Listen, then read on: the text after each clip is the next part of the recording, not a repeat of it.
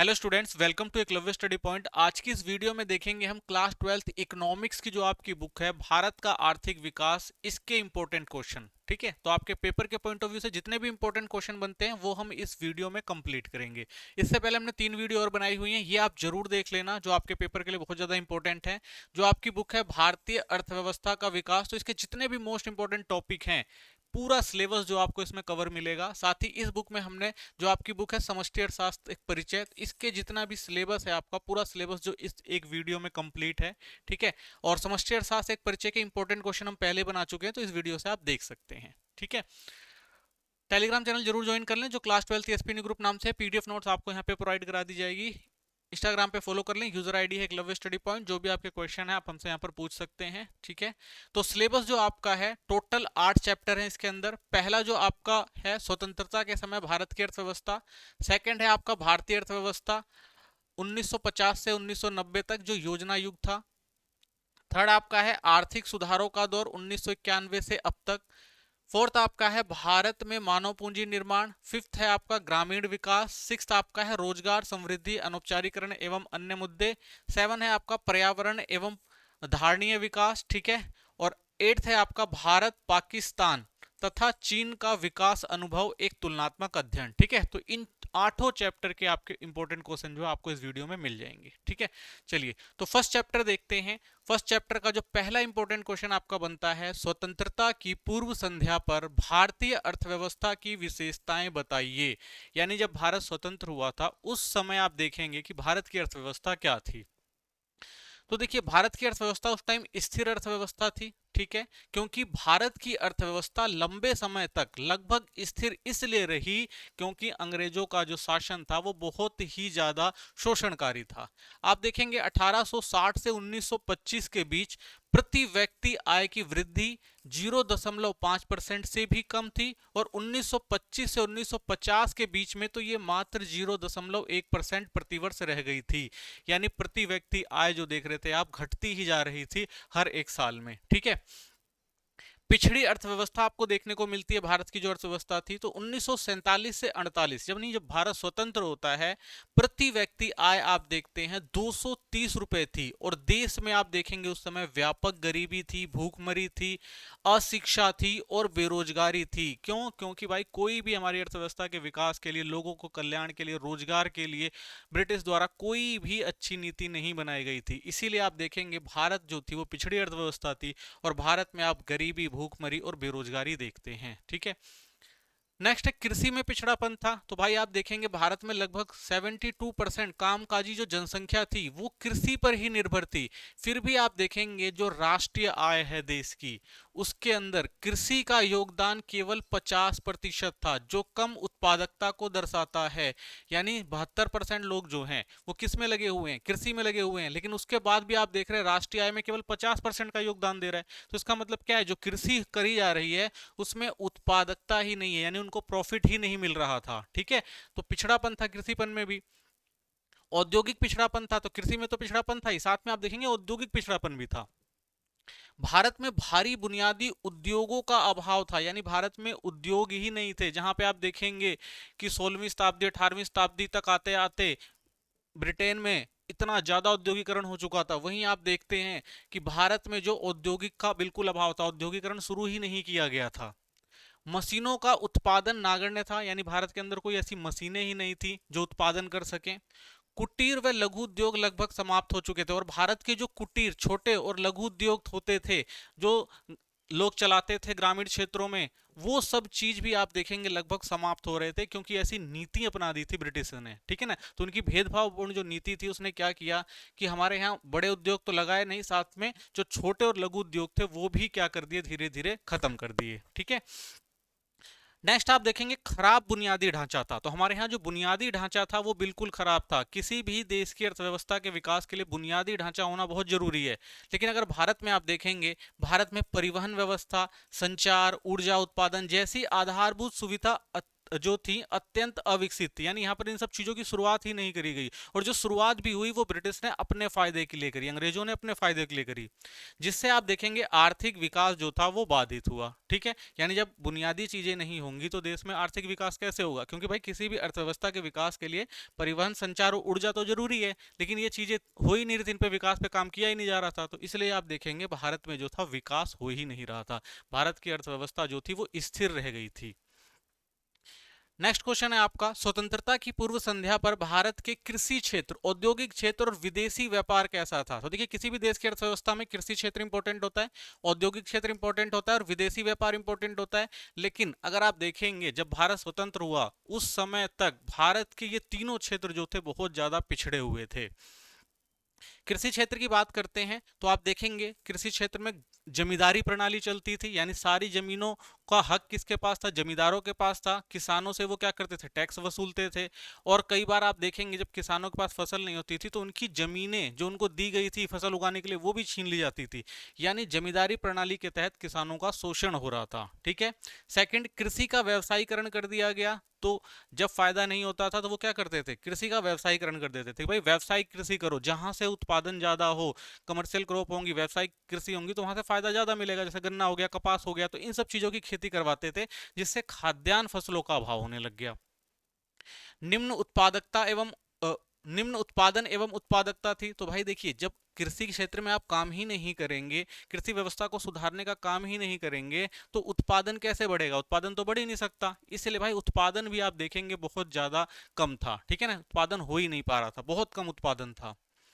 उच्च स्तर की अनिश्चितता थी, और सबसे बड़ी भाई कृषि जो होती है वो अनिश्चितता का खेल होता है, कई बार बारिश हो गई तो अच्छी होगी, बारिश नहीं हुई, सूखा पड़ गया तो कृषि खराब हो जाती थी, तो ये भी कृषि की बड़ी समस्या थी जिस पर ब्रिटिश ने कोई काम नहीं किया, नहरों का निर्माण नहीं करवाया भाई, ट्यूबवेल्स वगैरह की व्यवस्था नहीं कराई ताकि भाई सिंचाई की व्यवस्था करी जा सके। ठीक है, तो इसलिए भी आप देखेंगे कृषि क्षेत्र जो था वो धीरे धीरे पिछड़ता चला गया। ठीक है।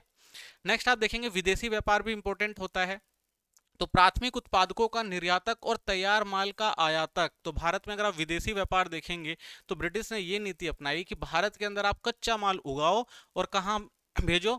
ब्रिटेन में। ठीक है, और वहां से बना हुआ सामान कहां पर आएगा? भारत में आएगा। ठीक है, तो इससे क्या होगा भाई? इससे हमारा सामान तो सस्ते में जाता था और वो अपना सामान महंगा यहां पर बेचते थे, तो भारत क्या बन गया भाई?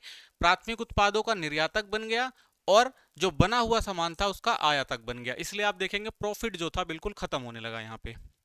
अंग्रेजों द्वारा व्यापार का एकाधिकार नियंत्रण था, तो भाई व्यापार पे उन्होंने पूरा नियंत्रण कर रखा था, वो जैसा चाहते थे व्यापार करवाते थे। ठीक है, जिस देश में वो चाहते थे भाई व्यापार हो, जिस वस्तु का व्यापार हो उसी का व्यापार करने देते थे, नहीं तो रोक लगा देते थे। ठीक है।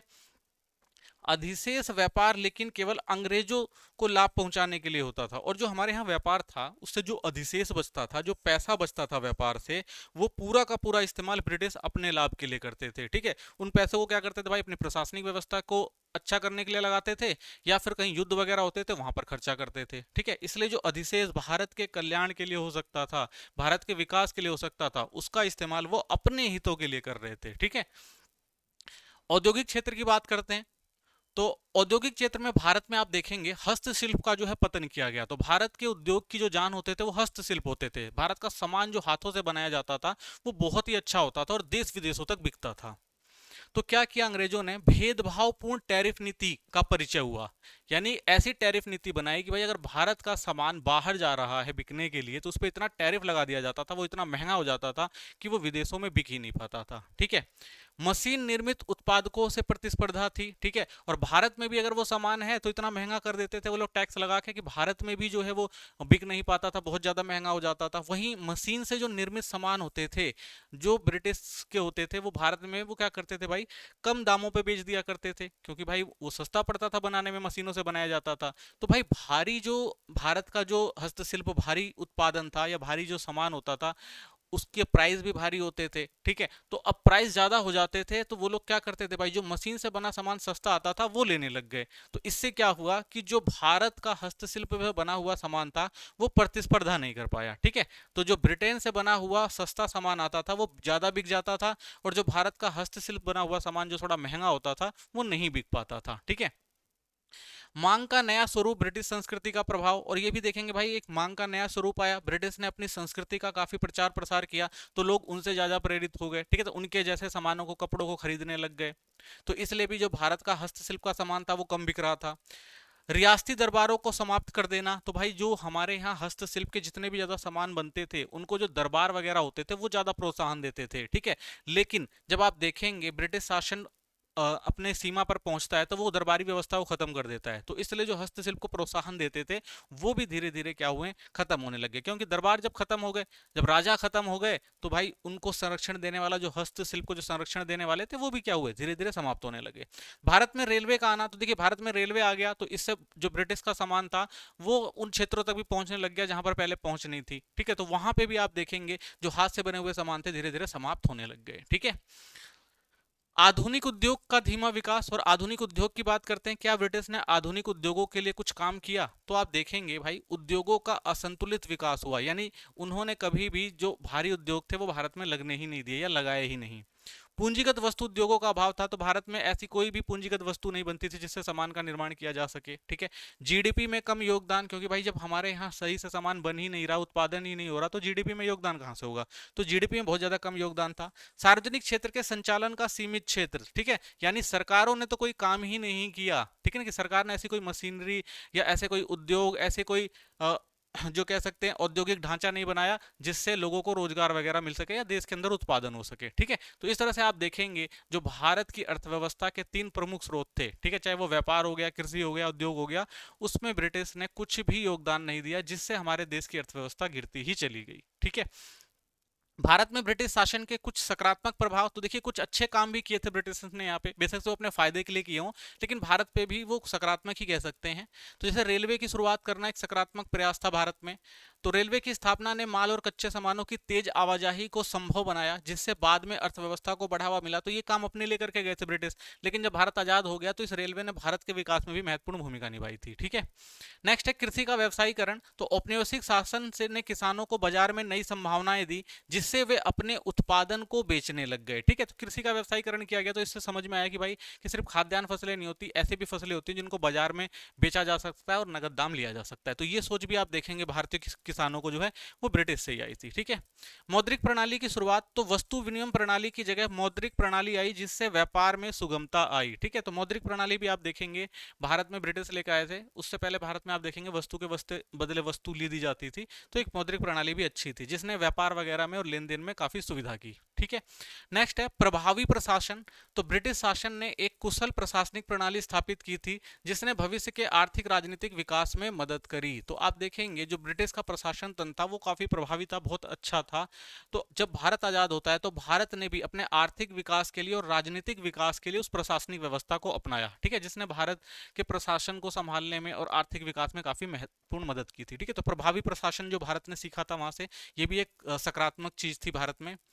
नए रोजगार के अवसर, तो रेलवे, सड़क निर्माण के नए रोजगार सृजित किए गए जिससे सामाजिक और आर्थिक विकास को बढ़ावा मिला, ठीक है, तो नए रोजगार के अवसर आप देखेंगे जो भी निर्माण काम होते थे उसमें लोगों को रोजगार मिलता था, तो इससे आप देखेंगे भारत का सामाजिक और आर्थिक विकास भी हुआ था, ठीक है। नेक्स्ट है अकाल पर नियंत्रण, तो तेज परिवहन साधनों ने खाद्यान्न की आवाजाही को आसान बनाया जिससे अकाल की स्थिति में नियंत्रण पाया गया, ठीक है, तो आप देखते हैं परिवहन सेवाएं जो शुरू की गई, कुछ रोड वगैरह बनाए गए थे, रेलवे वगैरह बनाई गई थी, तो जिससे खाद्यान्न संकट जिस क्षेत्र में होता था तो वहां तक आसानी से जो है आप देखेंगे जो खाद्यान्न फसलें होती थी उनको पहुंचा दिया जाता था, जिससे उस क्षेत्र में जो अकाल वगैरह पड़ता था वो कंट्रोल हो जाता था, ठीक है, तो ये भी क्या था, एक सकारात्मक कदम था ब्रिटिश द्वारा, ठीक है। नेक्स्ट क्वेश्चन है ब्रिटिश शासन के दौरान जनसांख्यिकी रूपरेखा कैसी थी, ठीक है, तो भारत की जो जनसांख्यिकी कैसी थी ब्रिटिश शासन पीरियड में, तो आप देखेंगे उच्च जन्म दर और मृत्यु दर थी, यानी जन्म दर भी ज्यादा थी और मृत्यु दर भी ज्यादा थी, ठीक है, जितने ज्यादा बच्चे पैदा होते थे उतने ज्यादा आप देखते हैं वहां पे मृत्यु भी हुआ करती थी। तो जन्म दर और मृत्यु दर दोनों बहुत अधिक थी, जिससे भारत के जनसांख्यिकी संक्रमण के पहले चरण में था, ठीक है, तो भारत, आपको पता है भाई जनसांख्यिकी का पहला चरण यही होता है ना कि जन्म दर भी ज्यादा होती, मृत्यु दर भी ज्यादा होती, तो उस टाइम आप देखेंगे 1921 से पहले भारत जो था इस स्थिति में था, ठीक है। उसके बाद आप देखते हैं महान विभाजन आता है, तो 1921 को महान विभाजन का वर्ष माना जाता है जब भारत ने जनसांख्यिकी संक्रमण के दूसरे चरण में प्रवेश किया, ठीक है, तो 1921 के बाद भारत क्या था, दूसरे चरण में आया था, जहां पर आप देखेंगे जो जन्म दर थी, ठीक है, वो तो ज्यादा थी, लेकिन मृत्यु दर जो है वो कंट्रोल में आ जाती है। ठीक है, यानी आप देखेंगे जन्म दर जो थी वो तो बनी रहती है, लेकिन मृत्यु दर पे कंट्रोल होता है, क्योंकि इसी टाइम में आप देखेंगे कि जो है स्वास्थ्य सुविधाएं आने लग जाती हैं, तो इसी वजह से कंट्रोल हो जाती है मृत्यु दर। ठीक है, कम साक्षरता दर थी, तो देखिए औपनिवेशिक काल में साक्षरता दर आप देखेंगे केवल 16% से कम थी। ठीक है, यानी 100 में से 16 लोग जो थे वो पढ़े लिखे थे। ठीक है, और महिला साक्षरता दर लगभग 7% थी, और उन 16% में भी आप देखेंगे तो महिलाओं की स्थिति और ज्यादा खराब थी। ठीक है, अगर इस 16% को आप 100% मान लेते हैं, तो इस 100 में से महिलाएं जो थी वो केवल 7% ही पढ़ी लिखी थी। ठीक है, यानी कि महिलाओं की साक्षरता स्थिति तो और ज्यादा खराब थी, और वैसे भी ओवरऑल भी देखें तो 16% बहुत ही कम थी। ठीक है, शिक्षा दर जो थी। नेक्स्ट है उच्च शिशु मृत्यु दर थी, तो आप देखेंगे शिशु मृत्यु दर लगभग 218 प्रति हजार थी, यानी 2000 पर लगभग 1000 बच्चों पर लगभग 218 जो बच्चे थे वो मर जाते थे, यानी हर 1000 जन्मों में 218 शिशु 1 वर्ष की आयु से पहले मर जाते थे। ठीक है, खराब स्वास्थ्य सुविधाएं थी, तो सार्वजनिक स्वास्थ्य सुविधाएं या तो अनुपलब्ध थी या अपर्याप्त, जिससे जल और वायु जनित बीमारियां फैल रही थी। तो भाई सार्वजनिक स्वास्थ्य सुविधाएं नहीं थी, वहां पर ऐसे कोई डॉक्टर या कोई भी ऐसे हेल्थ सेंटर नहीं होते थे जो लोगों को बीमारियों से बचा सके, और उस समय लोगों को समझ भी नहीं थी। तो आप देखेंगे कि वायु से संबंधित और जल से संबंधित शिक्षा के अभाव में बहुत सारी बीमारियां होती थी, और बहुत सारे लोग जो है मारे जाते थे। नेक्स्ट है कम जीवन प्रत्याशा, तो आप देखेंगे जीवन प्रत्याशा लगभग 44 वर्ष थी, जो स्वास्थ्य सुविधाओं की कमी का परिणाम थी। यानी औसत अगर देखा जाए एक क्षेत्र में एक व्यक्ति जो था वो 44 वर्ष की जिंदगी ही जी पा रहा था। ठीक है, क्यों? क्योंकि स्वास्थ्य सुविधाएं नहीं थी, छोटी मोटी बीमारियां भयंकर हो जाती थी, लोग मर जाते थे। ठीक है, गरीबी का उच्च स्तर था, तो औपनिवेशिक काल में व्यापक गरीबी थी और प्रति व्यक्ति खपत बहुत कम थी, जिससे जीवन स्तर निम्न था। तो भाई औपनिवेशिक काल था, गरीबी ज्यादा थी, तो लोगों को पर्याप्त भोजन नहीं मिल पाता था। ठीक है, इसलिए देखेंगे आप उनका जीवन स्तर जो था बहुत ज्यादा निम्न था। ठीक है, नेक्स्ट चैप्टर देखेंगे। ठीक है, नेक्स्ट चैप्टर में आपका पहला क्वेश्चन बनता है पंचवर्षीय योजनाओं के दीर्घ अवधि के लक्ष्य बताएं। ठीक है, यानी जब भारत में पंचवर्षीय योजना बनाई गई आर्थिक विकास के लिए, तो किन लक्ष्यों को रखा गया था कि भारत इन लक्ष्यों को प्राप्त कर लेगा तो भारत का विकास हो जाएगा। ठीक है, आर्थिक विकास होगा। तो इसमें सबसे पहले ये बात रखी गई थी कि भाई जीडीपी में वृद्धि करी जाएगी, यानी जो सकल घरेलू उत्पाद है उसको बढ़ाया जाएगा। ठीक है, तो देश की अर्थव्यवस्था में सभी क्षेत्र, चाहे वो कृषि हो, उद्योग हो, सेवा हो, विकास और उत्पादन क्षमता में वृद्धि की जाएगी। भाई तो इन तीनों क्षेत्रों में क्या किया जाएगा? भाई विकास किया जाएगा और उत्पादन क्षेत्र को बढ़ाया जाएगा, यानी जीडीपी को बढ़ाया जाएगा। ये पहली जो थी लक्ष्य रखा गया था, पहला लक्ष्य। ठीक है, दूसरा लक्ष्य था भाई समानता दी जाएगी, यानी हर व्यक्ति की बुनियादी जरूरतें पूरी होंगी और समाज में धन और संसाधनों का समान वितरण होगा। तो समानता लाई जाएगी भाई, ऐसा नहीं कि अमीर सारे संसाधन लेकर बैठ जाएंगे। ठीक है, गरीबों को भी जो है समान संसाधन जो है उपलब्ध कराए जाएंगे और किफायती दरों पर उपलब्ध कराए जाएंगे, सबको एक समान जो है विकास की तरफ ले जाया जाएगा, ये लक्ष्य रखा गया था। ठीक है, थर्ड था आधुनिकीकरण की बात की गई कि नई तकनीक और सोच को अपनाकर उत्पादकता में वृद्धि करी जाएगी, नई तकनीकें लेकर आएंगे। ठीक है, और नई सोच अपनाएंगे जिससे हमारे देश में जो उत्पादन है उसको बढ़ाया जा सके। ठीक है, जिसमें महिलाओं को समान अधिकार देना भी शामिल था, और साथ में ये भी कहा गया कि भाई महिलाओं को भी जो है समान अधिकार दिया जाएगा, जो काम पुरुष करेंगे वो महिलाएं भी करेंगी, सबको एक साथ लेके चला जाएगा। आत्मनिर्भरता की बात करी कि भाई विदेशी आयात पर निर्भरता को कम किया जाएगा, क्योंकि हमारे यहाँ हर चीज का उत्पादन होता नहीं था, सारा सामान हमारे यहाँ बनता नहीं था। यहाँ तक कि भाई जो खाद्यान्न फसलें होती थी, गेहूं वगैरह, वो भी बाहर से लाना पड़ता था। तो कहा गया भाई इन सब चीजों का उत्पादन हम देश के अंदर करेंगे, आत्मनिर्भर पड़ेंगे बनेंगे, ताकि दूसरे देशों पर हमें निर्भर ना रहना पड़े। ठीक है, अपने संसाधनों का अधिकतम उपयोग करना कि भाई हम अपने देश के संसाधन का ज्यादा उपयोग करेंगे, दूसरों पर निर्भर नहीं रहेंगे। ठीक है, नेक्स्ट था पूर्ण रोजगार की बात करी गई कि सभी को रोजगार के अवसर देकर समावेशी और न्याय संगत विकास सुनिश्चित करना था, कि भाई जितने भी हमारे देश के अंदर लोग हैं, नागरिक हैं, सबको समान अवसर दिया जाएगा। ठीक है, सबको जो है रोजगार दिया जाएगा ताकि सबका विकास हो सके, समावेशी विकास हो सके। ठीक है, तो ये बात रखी गई थी। नेक्स्ट क्वेश्चन है 1950 से 1990 के बीच में भारत में कृषि सुधार के लिए बनाई गई प्रमुख नीतियां क्या थी? तो भाई ठीक है, सबसे पहले इंपॉर्टेंट था हमारे यहाँ कृषि सुधार करना, क्योंकि आपने देखा था 75% लगभग जो लोग थे वो कृषि में लगे हुए थे, और जब कृषि में उत्पादकता बढ़ेगी तो वृद्धि होगी, विकास होगा, तो इसलिए यही लक्ष्य रखा गया भाई पहले कृषि में सुधार किया जाए। तो कौन कौन सी नीति अपनाई गई? सबसे पहले कहा गया भाई भूमि सुधार कानून लाएंगे। ठीक है, तो भूमि सुधार कानून क्या था कि आप देखेंगे जमींदारी प्रथा जो होती थी उसका उन्मूलन करना बहुत जरूरी था, क्योंकि भाई भूमि सुधार तभी किया जा सकता है ना कि बहुत सारी जमीन आप देखें जमींदार लेकर बैठे हुए थे और गरीब बहुत सारे ऐसे लोग थे जिनके पास जमीनें नहीं थी। तो पहले जमींदारी व्यवस्था हटाई जाएगी, उनकी जमीनें जमींदारों की लेके उन किसानों को दी जाएंगी जिनके पास जमीनें नहीं है, क्योंकि जमींदार बहुत सारी जमीन लेके बैठे हुए थे। बटाईदारों को सुरक्षा देना था, और अगर किसी के खेत में बटाईदार काम कर रहा है तो भाई उसका जो मुनाजिब हक है, यानी जितना उसको मिलना चाहिए उतना उसको दिया जाएगा, उसका शोषण ना हो। ठीक है। किसानों को भूमि का स्वामित्व प्रदान करना था। ठीक है। जिन किसानों के पास जमीन नहीं थी तो उनको जमीन देके उनको क्या बनाना था भाई, उनको भी भू स्वामित्व बनाना था। ठीक है। उनको भी जमीनें देनी थी, जमीन का मालिक बनाना था। नेक्स्ट था सामूहिक व सहकारी कृषि करना। तो किसानों को संगठित कर सहकारी संस्थाओं के माध्यम से उत्पादन क्षमता और कृषि उत्पादकता को बढ़ाना था। तो सामूहिक कृषि की बात करी गई, क्योंकि इससे भाई बहुत सारे किसान इकट्ठे होंगे। ठीक है। और अच्छे से उनको समझाया जाएगा भाई किस तरह से उत्पादन को बढ़ाया जा सकता है, तो इससे उत्पादन की क्षमता जो है बढ़ेगी। तो इसलिए संगठित होकर कृषि करने की जो बात कही गई, सामूहिक कृषि की बात कही गई, ताकि भाई सब मिलकर जो है उत्पादन को ज्यादा अच्छे से बढ़ा पाएंगे। ठीक है। नेक्स्ट था हरित क्रांति लाई गई 1960 के दशक में। इसमें क्या किया गया भाई, हमारे यहाँ उत्पादन क्षमता बहुत कम थी गेहूं की, विदेशों से लाना पड़ता था, अमेरिका से लाना पड़ता था। तो सबसे पहले ये तय किया गया भाई हरित क्रांति स्कीम लेकर आएंगे। उसके तहत सबसे पहले खाद्यान्न फसल जो हमारी गेहूं है, जो सबकी जरूरत है, उसका उत्पादन अच्छे से कर लें। ठीक है। तो उसके लिए क्या किया गया भाई, उन्नत बीज यानी अच्छे किस्म के बीजों को लाया जाएगा। ठीक है।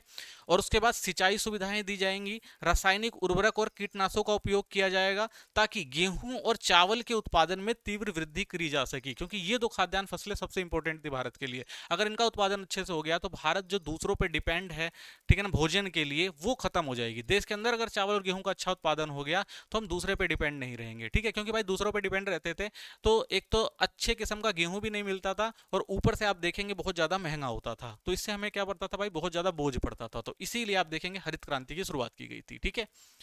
नेक्स्ट था कृषि मूल्य संवर्धन नीति अपनाना, समर्थन नीति अपनाना। तो कृषि मूल्य समर्थन नीति क्या थी कि भाई इसमें न्यूनतम समर्थन मूल्य एमएसपी की व्यवस्था की गई, जिससे किसानों को उनकी उपज का उचित मूल्य मिल सके, कि भाई किसान ने मेहनत करी है, उसने उत्पादन किया है, तो उसको घाटा ना हो। तो इसलिए एक मूल्य तय कर दिया जाता था, न्यूनतम समर्थन मूल्य, कि भाई अगर मान लीजिए किसान भाई टोटल 50 रुपए जो है 1 किलो पे गेहूं उत्पादन किया है, तो उसका प्राइस 60 रुपए रख दिया जाता था, ताकि भाई किसान को नुकसान ना हो। ठीक है। तो इस तरह से चाहे वो 60 रख दे चाहे 70 रख दे, तो एक तय कर दिया जाता था मूल्य कि भाई किसान इससे नीचे पे तो नहीं बेचेगा। क्यों? क्योंकि भाई किसान ने मेहनत करी है, उसको भी फायदा होना चाहिए। ठीक है। तो कृषि मूल्य समर्थन नीति अपनाई गई। फिर कृषि अनुसंधान एवं शिक्षा केंद्र बनाए गए, आईसीआर और कृषि विश्वविद्यालयों का विस्तार किया गया, ताकि नई तकनीक और शोध को बढ़ावा मिल सके। ठीक है। तो कृषि अनुसंधान एवं शिक्षा केंद्र खोले गए, तो वहां पर रिसर्च होती थी कि भाई किस तरह से अलग अलग फसलों की पैदावार को बढ़ाया जा सके। ठीक है। तो ये सारे कार्यक्रम जो है समय शुरू किए गए। सिंचाई परियोजनाएं लाई गई, जैसे आप देखेंगे भाखड़ नागल दामोदर घाटी जैसी बड़ी परियोजनाओं का विकास कर सिंचाई सुविधाएं उपलब्ध कराई गई। तो भारत में पता है आप भाई, भारत मानसून पे डिपेंड था, आज भी कई जगह आप देखते हैं मानसून पे डिपेंड है। तो सबसे इंपॉर्टेंट ये था भाई कि सिंचाई की ऐसी सुविधाएं करी जाए कि कम से कम जो खेती है वो अच्छी से हो सके। तो जो महत्वपूर्ण जगह थी जहां पर ये काम किए जा सकते थे, तो वहां पर आप देखेंगे जो बड़ी बड़ी नदी परियोजनाएं लाई गई और सिंचाई की सुविधाएं उपलब्ध कराई गई, ताकि भाई कृषि में जो है आप वर्षा पर निर्भर ना रहें। ठीक है। उत्पादन के लिए वर्षा पर निर्भर ना रहें। तो ये सारी चीजें करी गई थी। नेक्स्ट क्वेश्चन है भारतीय कृषि सुधार में हरित क्रांति का क्या महत्व है। इंपॉर्टेंट क्वेश्चन है भाई, हरित क्रांति ने बहुत महत्वपूर्ण बदलाव लाए थे भारत की कृषि में। तो देखिए इस पे क्या हुआ था, उत्पादन में वृद्धि हुई, उन्नत बीज और तकनीकों से गेहूं चावल का उत्पादन कई गुना बढ़ गया, जिससे खाद्यान्न जो संकट था भारत में वो समाप्त हो गया। ठीक है। तो अच्छे बीजों का उपयोग, अच्छी सिंचाई सुविधाएं दी गई, उर्वरक दिए गए, कीटनाशक दिए गए, तो इससे भारत के अंदर जो भाई दूसरे देशों से गेहूं वगैरह लेके आना पड़ता था, वो जो समस्या थी खत्म हो गई, खाद्यान्न संकट भारत से खत्म हुआ। ठीक है। खाद्य सुरक्षा बढ़ी, तो अब क्या क्या भारत खाद्यान्नों में आत्मनिर्भर बन गया भाई, अब दूसरे पर निर्भर नहीं रहना पड़ता था, और जो भूख और गरीबी की समस्या थी वो क्या हो गई, सोल्व हो गई। ठीक है।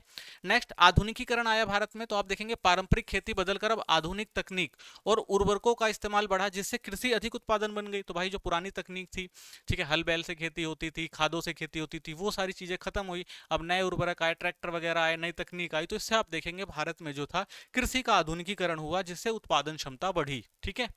नेक्स्ट है आय में वृद्धि हुई, तो भाई जब उत्पादन क्षमता बढ़ेगी तो क्या हो गया, किसानों की आय में वृद्धि हुई। विशेष रूप से आप देखेंगे पंजाब और हरियाणा जो क्षेत्र थे, इनमें डेवलपमेंट बहुत तेजी से हुआ। ठीक है। क्योंकि यहाँ पर जमीनें भी थी, पानी की सुविधा भी थी, तो गवर्नमेंट ने कीटनाशक और अच्छे किस्म के बीज उर्वरक दिए, तो इन क्षेत्रों में आप देखेंगे फसलों का उत्पादन बहुत ही तेजी से बढ़ा। ठीक है। तो ये क्षेत्र देखेंगे काफी समृद्ध भी हुए। ग्रामीण विकास आप देखते हैं तो रोजगार के अवसर बढ़े इससे, ठीक है, तो ग्रामीण विकास हुआ, जब ज्यादा खेती होगी तो ज्यादा लोगों को काम मिलेगा, ठीक है। सहायक उद्योगों का विकास हुआ, अब भाई जो कृषि से संबंधित उद्योग थे उनका विकास होना शुरू हो गया, क्योंकि भाई उत्पादन था तो कच्चे माल के उपयोग करके उद्योगों का निर्माण किया जा सकता था, ठीक है। जिससे आप देखेंगे ग्रामीण अर्थव्यवस्था मजबूत हुई, ठीक है, तो इससे क्या हो गया भाई, ग्रामीण अर्थव्यवस्था मजबूत होगी, लोगों के पास पैसा आएगा तो ग्रामीण अर्थव्यवस्था तेजी से विकास करेगी, ठीक है। तो ये देख रहे हैं आप, फायदा हुआ था हरित क्रांति का। नेक्स्ट क्वेश्चन है, आर्थिक विकास के लिए औद्योगिक नीति संकल्प आईपीआर, जिसे हम 1956 कहते हैं, वो क्या था। तो अब देखिए कृषि में सुधार किया गया, अब बात आई भाई औद्योगिक सुधार कैसे किया जाए, तो उसके लिए आप देखेंगे 1956 में आईपीआर लाया गया था, और इसमें क्या संकल्प लिया गया था, तो औद्योगिक नीति संकल्प कहा जाता है इसे। 1956 भारत में औद्योगिक विकास के लिए प्रमुख नीति थी कि भाई अब उद्योगों का विकास करना जरूरी है, उद्योगों का विकास किया जाए, जिसका उद्देश्य समाजवादी ढांचे में सार्वजनिक और निजी क्षेत्रों के बीच संतुलन बनाकर औद्योगिकरण को बढ़ावा देना था, कि भाई इसके अंदर क्या किया जाएगा, सरकारी कंपनियां भी होंगी और निजी कंपनियां भी होंगी, दोनों मिलकर क्या करेंगे, उद्योगों का विकास करेंगे। तो इसीलिए आप देखेंगे आईपीआर 1956 के तहत कुछ नीतियां बनाई गई, ठीक है। क्या नीति थी, तो इन नीतियों के तहत आप देखेंगे क्या किया गया, सबसे पहले उद्योगों का वर्गीकरण किया गया, कि भाई उद्योगों की कैटेगरी बना दी गई, तो 3 कैटेगरी बनाई गई। सबसे में पहले में आप देखेंगे श्रेणी 1 थी, ठीक है ना, पहली कैटेगरी में, इस श्रेणी में आप देखेंगे 17 उद्योग पूरी तरह राज्य के स्वामित्व में थे, ठीक है ना। सरकारों ने क्या किया, जो 17 जो बड़े उद्योग थे वो अपने कंट्रोल में रखे, ठीक है, क्योंकि वही ज्यादा प्रॉफिट देंगे ना। और उस समय आप देखेंगे भारत में बहुत सारी आर्थिक असमानता थी, तो आर्थिक असमानता करने के लिए क्या करना पड़ेगा गवर्नमेंट को, जो बड़े उद्योग है उनका प्रॉफिट लेना पड़ेगा, तभी तो वो समानता लेकर आएंगे। तो इसलिए जितने आप देखेंगे बड़े उद्योग थे वो सरकार ने अपने हाथ में रखे, ठीक है। और साथ में आप देखेंगे जैसे हथियार हो गया, परमाणु हो गया, ऊर्जा, इस्पात, भारी मशीनरी, कोयला, रेलवे, शिपिंग, तो ये सारे किसके कंट्रोल में रहे, सरकार के कंट्रोल में रहे, ठीक है, ये सारे बड़े उद्योग थे। फिर दूसरी श्रेणी बनाई गई, इन उद्योगों में राज्य का प्रमुख स्वामित्व था, यानी कंट्रोल कौन रखेगा इसमें, दूसरे श्रेणी में कंट्रोल रहेगा सरकार का, जबकि निजी क्षेत्र केवल सहायक, ठीक है, लेकिन सपोर्ट कौन करेंगे, निजी क्षेत्र भी सपोर्ट कर सकते हैं, ठीक है, तो भूमिका निभाएंगे, जैसे उर्वरक, एल्युमिनियम, मशीन, टूल्स, खनन, तो इन सब चीजों में आप देखेंगे गवर्नमेंट प्लस प्राइवेट, ठीक है, तो मेन कौन होगी भाई, गवर्नमेंट, और सहायता कौन करेंगे, प्राइवेट सेक्टर, ठीक है, दोनों ने मिलकर इन श्रेणी में काम करना शुरू किया, ठीक है। तो इसमें जो थी इन 17 उद्योगों में टोटल गवर्नमेंट का जो था कंट्रोल था, ठीक है। उसके बाद तीसरी श्रेणी बनाई गई, इस श्रेणी के उद्योग निजी क्षेत्र द्वारा संचालित होते थे, परंतु उन्हें सरकारी लाइसेंस लेना अनिवार्य था, ठीक है। अब देखिए तीसरी कैटेगरी में क्या झोल कर दिया, कि कहा ठीक है भाई निजी उद्योग लगा सकते हैं, पूरी छूट है, लेकिन एक शर्त है, आप उद्योग लगाओ, लेकिन जो उद्योग लगा रहे हो उससे पहले गवर्नमेंट से लाइसेंस लो, कि भाई आप क्या काम करना चाहते हो, उसके बाद ही उद्योग लगा सकते हो, ठीक है। तो पिछड़े क्षेत्रों में उद्योगों को सब्सिडी और कर लाभ दिया गया, साथ में ये भी कहा गया भाई जो पिछड़े क्षेत्र हैं जहां पर अगर कोई निजी उद्योग लगाना चाहता है तो हम उनको सब्सिडी भी देंगे और उनको कर में भी छूट देंगे, आप उद्योग लगाइए, ठीक है। तो इस तरह से आईपीआर 1956 में ये 3 श्रेणियां बनाकर उद्योगों के विकास की बात करी गई, ठीक है। नेक्स्ट क्या किया गया, मिश्रित अर्थव्यवस्था थी भारत के अंदर, आप समझ गए कि भाई सार्वजनिक और निजी क्षेत्र दोनों की भागीदारी की बात की जा रही है, तो भारत में मिश्रित अर्थव्यवस्था अपना ली गई थी, ठीक है। लाइसेंस प्रणाली आपने देखी ली कि उद्योगों की स्थापना विस्तार के लिए लाइसेंस अनिवार्य कर दिया गया, कि भाई लाइसेंस लोगे तभी उद्योगों लगा सकते हो। क्षेत्रीय संतुलन में कमी आई, तो इससे आप देखेंगे पिछड़े क्षेत्रों में उद्योगीकरण को प्रोत्साहन दिया गया, देखा ना, पिछले जो क्षेत्र थे वहां पे क्या किया भाई, सब्सिडी दी गई, कर में छूट दिएगा, कि भाई आप क्या करो, उत्पादन करो, ठीक है। कर्मचारी सुरक्षा दी गई, तो श्रमिकों को सामाजिक कल्याण के लिए कानून बनाया गया, कि भाई जो श्रमिक काम कर रहे हैं उनके साथ भेदभाव ना हो, तो इसके लिए आप देखेंगे कानून भी बनाए गए थे, ठीक है। तो ये सारे आप देखेंगे उद्योगों में सुधार किया गया। नेक्स्ट क्वेश्चन है, औद्योगिक सुधारों में लघु उद्योगों को कैसे प्रोत्साहित किया गया, तो भाई लघु उद्योगों के लिए क्या प्रयास किए गए गवर्नमेंट के द्वारा, तो बड़ी फर्मों से सुरक्षा दी गई, तो लघु उद्योग बड़ी कंपनियों से मुकाबला नहीं कर सकते थे, इसलिए सरकार ने उनके विकास के लिए बहुत सारे कदम उठाए, कि भाई अगर सेम उद्योग छोटे लोग भी कर रहे हैं, सेम उद्योग बड़ी कंपनियां कर रही हैं, तो इससे भाई छोटे वाले को कोई पूछेगा नहीं, क्योंकि वो कम सामान बनाएंगे तो उनका मूल्य ज्यादा होगा, और जो बड़ी कंपनियां वो ज्यादा सामान बनाएंगी तो उनका मूल्य सस्ता होगा, तो ये कंपटीशन नहीं कर पाएंगी, इसलिए कहा गया भाई कि जो सामान छोटे उद्योग बना रहे हैं वो बड़े उद्योग नहीं बनाएंगे, पाबंदी लगाई गई उस टाइम, ठीक है। उत्पादों का आरक्षण किया गया, तो कुछ उत्पादन केवल लघु उद्योगों के लिए आरक्षित कर दिए गए भाई कि वही बनाएंगे, ठीक है। सेकंड, रियायतें दी गई, लघु उद्योगों को कम टैक्स और कम ब्याज दरों पर बैंक ऋण जैसी सुविधाएं दी गई, कि भाई इनको हम क्या कर देंगे, टैक्स में भी छूट देंगे, प्लस में अगर इनको पैसे की जरूरत है तो बैंकों से कहेंगे भाई कम ब्याज दर पर इनको लोन भी दो, ठीक है। नेक्स्ट, निवेश की सीमा को बढ़ाना, तो 1950 में आप देखेंगे एक लघु उद्योग जो था, जो लघु उद्योग लगाया जाता था, तो उसकी अधिकतम जो सीमा होती थी वो 5 लाख रुपए थी, निवेश कर सकते थे, तो लघु उद्योग माना जाता था। अगर आप वर्तमान की बात करते हैं तो आज इसकी अनुमति 1 करोड़ की हो गई, अगर आज 1 करोड़ किसी उद्योग में लगा रहे हैं तो उसको हम क्या कहते हैं भाई, लघु उद्योग ही कहते हैं। ठीक है, तो ये सारे जो है आप देखेंगे सुधार किए गए थे। ठीक है, या प्रोत्साहन करने के लिए आप देखोगे लघु उद्योगों के लिए ये रियायतें दी गई थी, ताकि वो भी क्या कर सके, अपना विकास कर सके और लोगों को रोजगार दे सके। ठीक है, नेक्स्ट है आयात प्रतिस्थापन क्या था और भारत ने यह नीति क्यों अपनाई थी। ठीक है, तो देखिए आयात प्रतिस्थापन क्या होता है। आयात प्रतिस्थापन का मतलब है आयात की जगह घरेलू उत्पाद को बढ़ावा देना। ठीक है, यानी बाहर से सामान ना बना मंगा के अपने देश के अंदर ही उत्पादन को बढ़ाएं। जो वस्तु हम बाहर से मंगा रहे हैं वो वस्तु देश के अंदर ही बनाएं। ठीक है, तो यह नीति भारत की पहली 7 योजनाओं में अपनाई गई थी। इसके तहत आयातित वस्तुओं की जगह देश में उत्पादित वस्तुओं का उपयोग किया गया।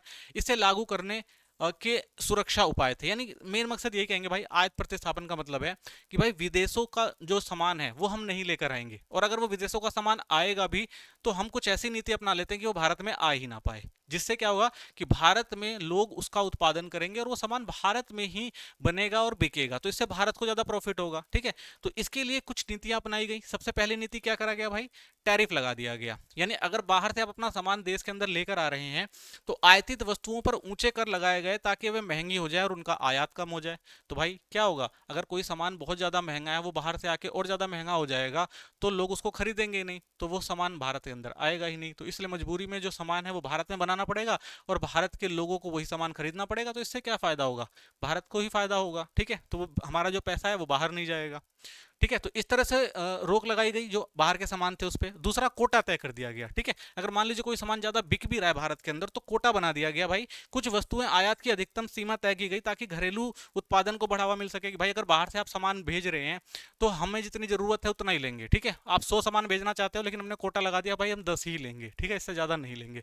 तो इस तरह से आप देखेंगे जो विदेशी सामान था उसको भारत में आने से रोका गया ताकि भारत में सामान बनाया जा सके और उसी सामान को बेचा जा सके। ठीक है, तो इस तरह से आप देखेंगे आयात प्रतिस्थापन भारत ने लागू किया था। और ये हमारी जो पहली 7 योजनाएं थी जो विदेश नीति के क्या नाम है, आर्थिक नीति के अंदर वो जो थी अपनाई गई थी। ठीक है, आयात प्रतिस्थापन के कारण क्या थे, तो आप समझ ही गए होंगे भाई, विदेशी प्रतिस्पर्धा से बचाव करना था। यानी घरेलू उद्योग विकसित देशों की वस्तुओं से प्रतिस्पर्धा नहीं कर सकते थे, इसलिए उन्हें संरक्षण दिया गया कि भाई भारत में जो सामान बनता है आप देखेंगे उस क्वालिटी का सामान जो है विदेशों में नहीं बनता, उससे अच्छी क्वालिटी का बनता है। तो भाई अगर अच्छी क्वालिटी का सामान भारत के अंदर आएगा तो लोग उसको लेंगे, भारत के सामान को नहीं लेंगे। तो इससे भारत को क्या होगा, नुकसान होगा, क्योंकि भारत को जो बाहर से सामान आता है उसको देने के लिए यहाँ से जो हमारा पैसा होता है वो बाहर जाता है। ठीक है, तो इससे क्या होगा, हमें नुकसान होगा। तो इसीलिए ये करा गया कि भाई विदेशी वस्तुओं को आने ही ना दिया जाए, तब वो आएंगी नहीं तो बिकेंगी नहीं तो हमारा पैसा बाहर जाएगा नहीं। ठीक है, विदेशी मुद्रा की बचत करना था, वही विलासिता की वस्तुओं के आयात पर रोक लगाकर विदेशी मुद्रा भंडार को सुरक्षित करना था। क्योंकि भाई हम अगर बाहर से सामान खरीदते हैं तो हमारे पास जो विदेशी मुद्रा भंडार होता है वो कम होता है, क्योंकि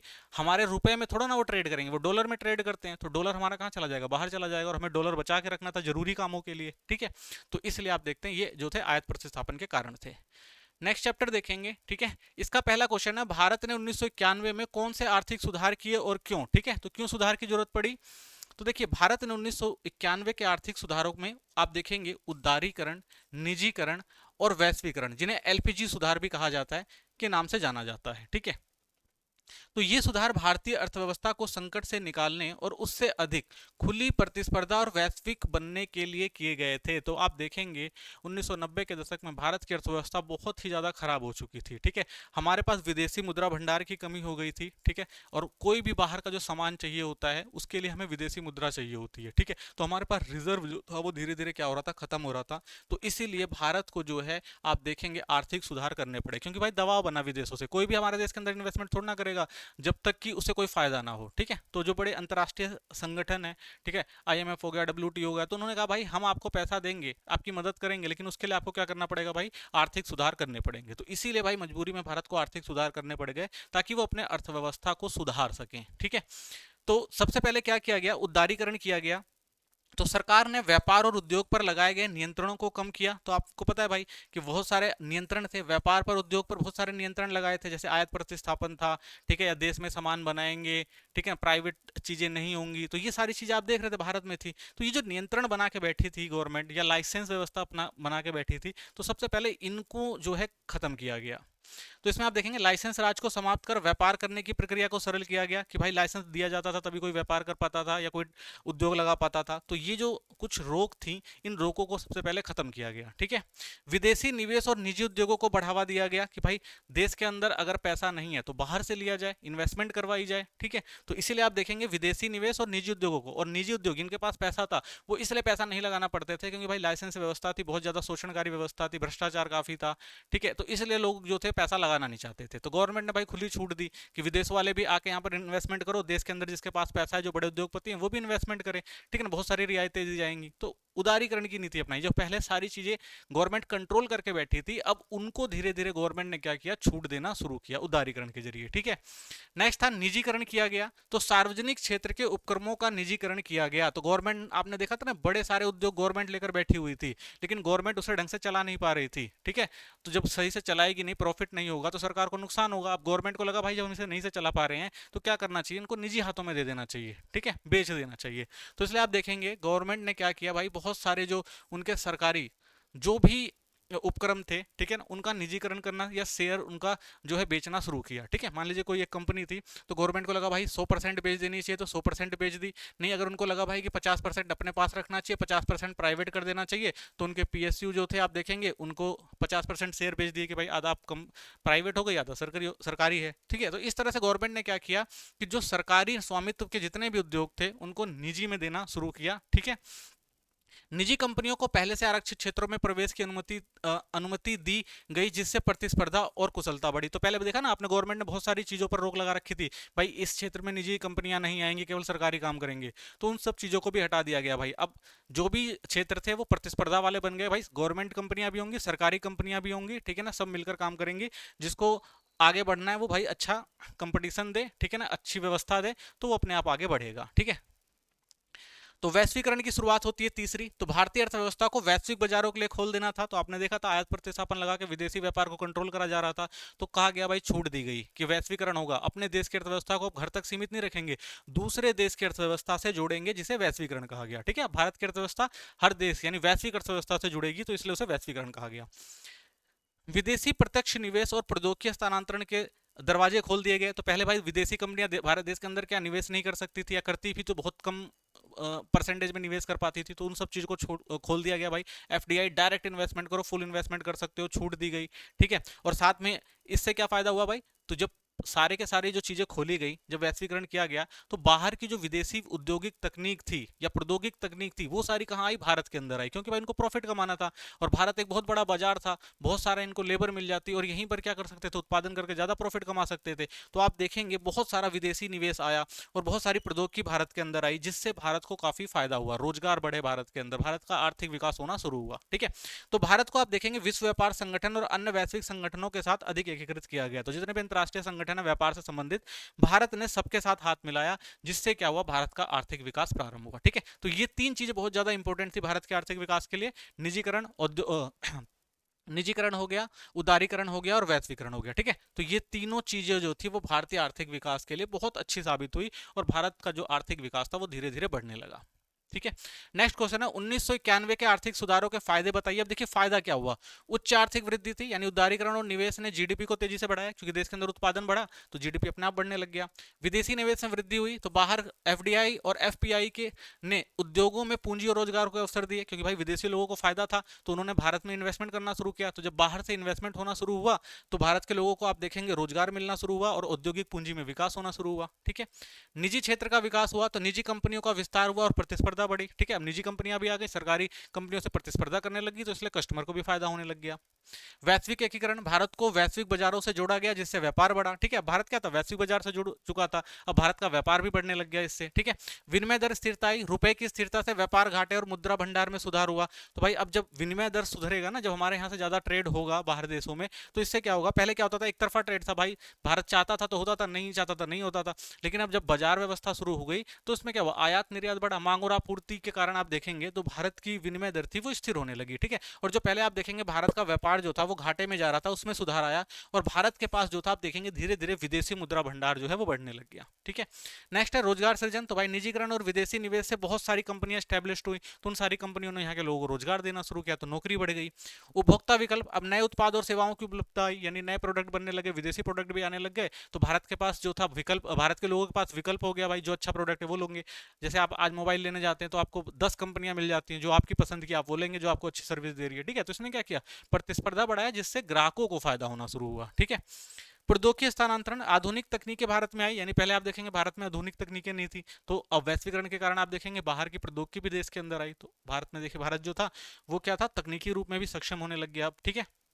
आर्थिक दक्षता, तो प्रतिस्पर्धा से उद्योगों की उत्पादकता और कुशलता बढ़ी, तो भाई प्रतिस्पर्धा बढ़ेगी तो हर कोई अच्छा काम करेगा ना, ताकि ज्यादा अच्छा काम करेगा तो ज्यादा प्रॉफिट होगा, तो इसलिए आप देखेंगे उत्पादन जो था वो भी अच्छा हो गया और अच्छे यानी कुशल उत्पादन होने लगा, अच्छी चीजें लोगों को मिलने लगी, ठीक है।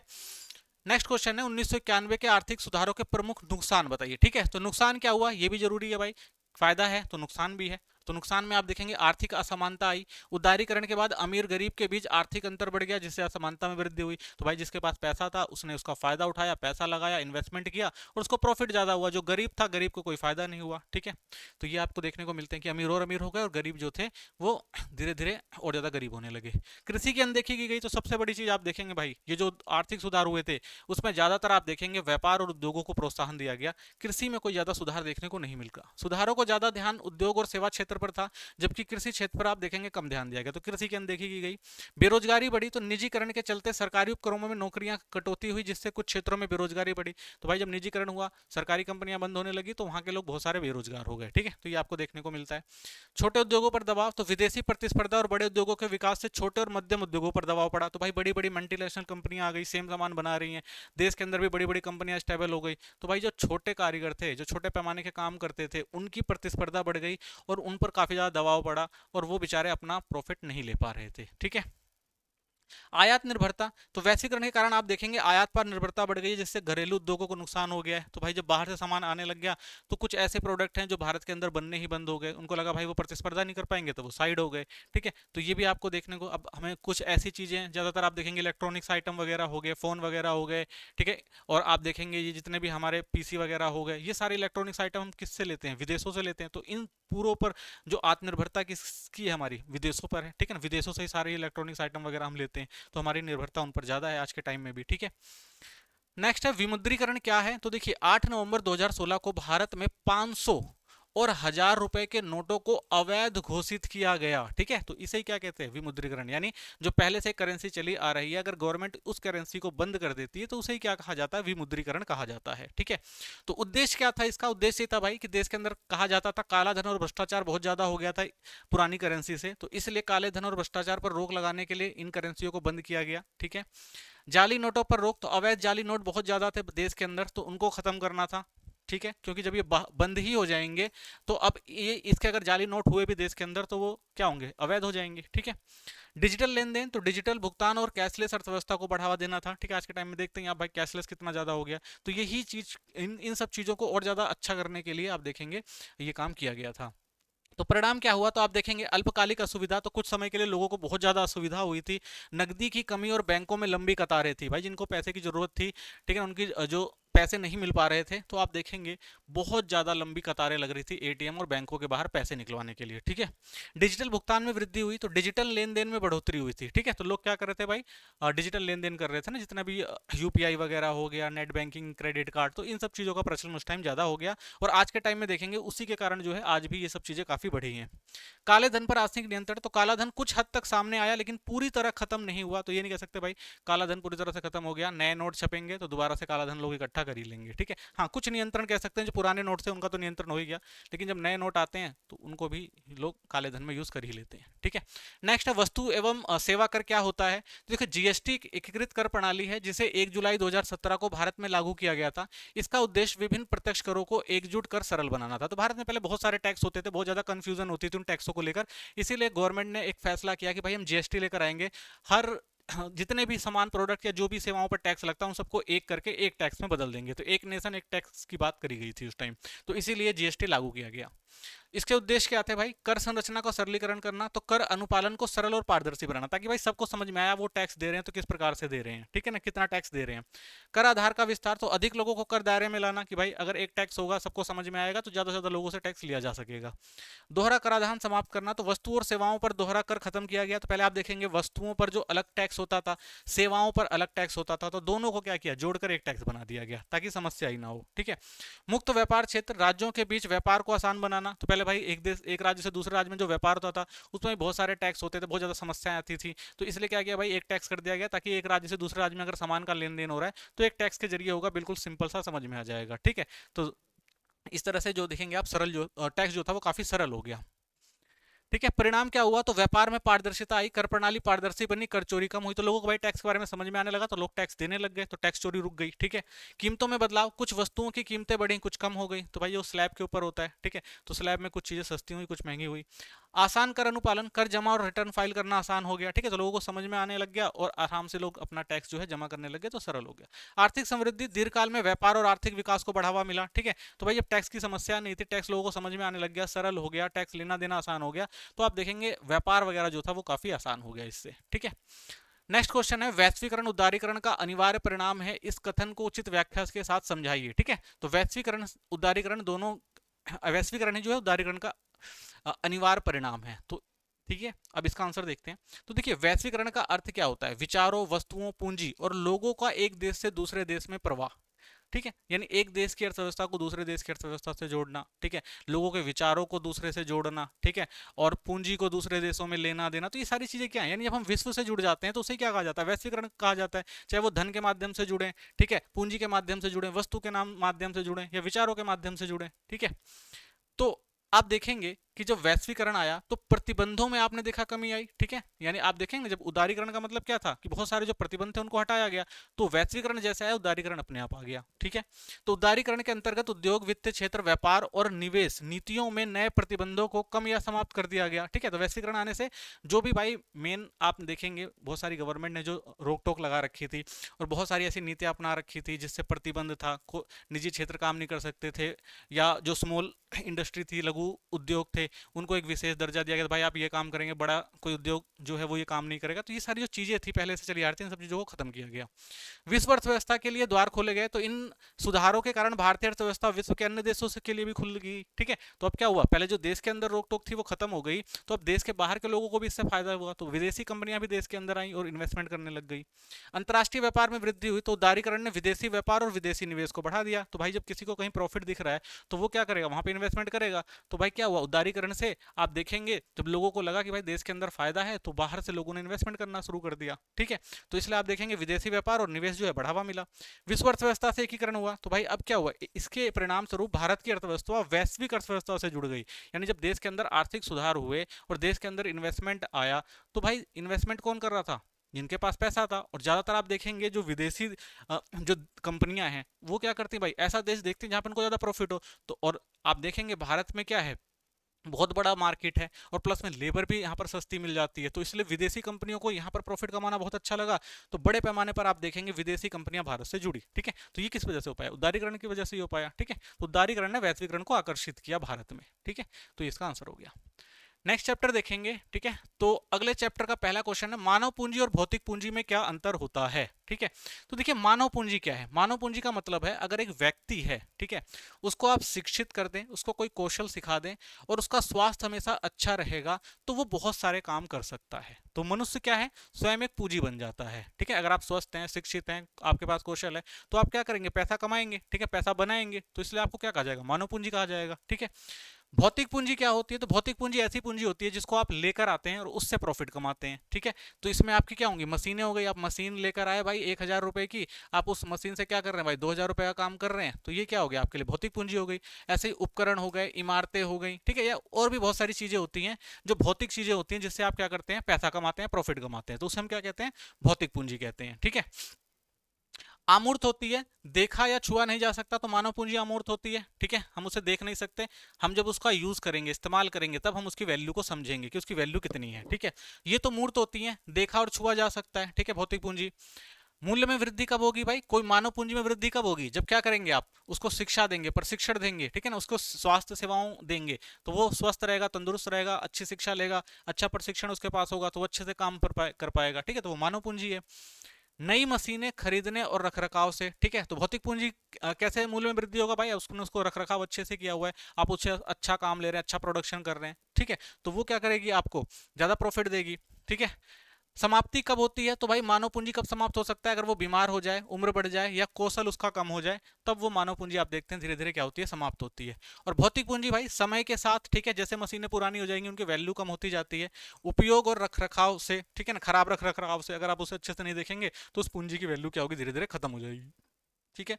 नेक्स्ट आता है उत्पादकता, ज्ञान और कौशल पर आधारित होती है, तो भाई मानव पूंजी जब उसके पास ज्ञान और कौशल होगा तभी वो क्या कर सकती है, उत्पादकता कर सकती है, कोई काम कर सकती है। मशीनें और साधनों पर आधारित होती है, तो मशीनें क्या होती है भाई, साधन पर आधारित होती है, आप जितने उसमें साधन लगाओगे उतना ज्यादा आपको प्रॉफिट मिलेगा, ठीक है। निवेश किस पर होता है, तो यहाँ पर शिक्षा, प्रशिक्षण और स्वास्थ्य पर होता है। और वहीं भौतिक पूंजी में आप देखेंगे मशीन हो गए, भवन हो गए, तकनीक, तो इन पर जो होता है व्यय किया जाता है, निवेश किया जाता है, ठीक है, तो ये इनके बीच में डिफरेंस है, ठीक है।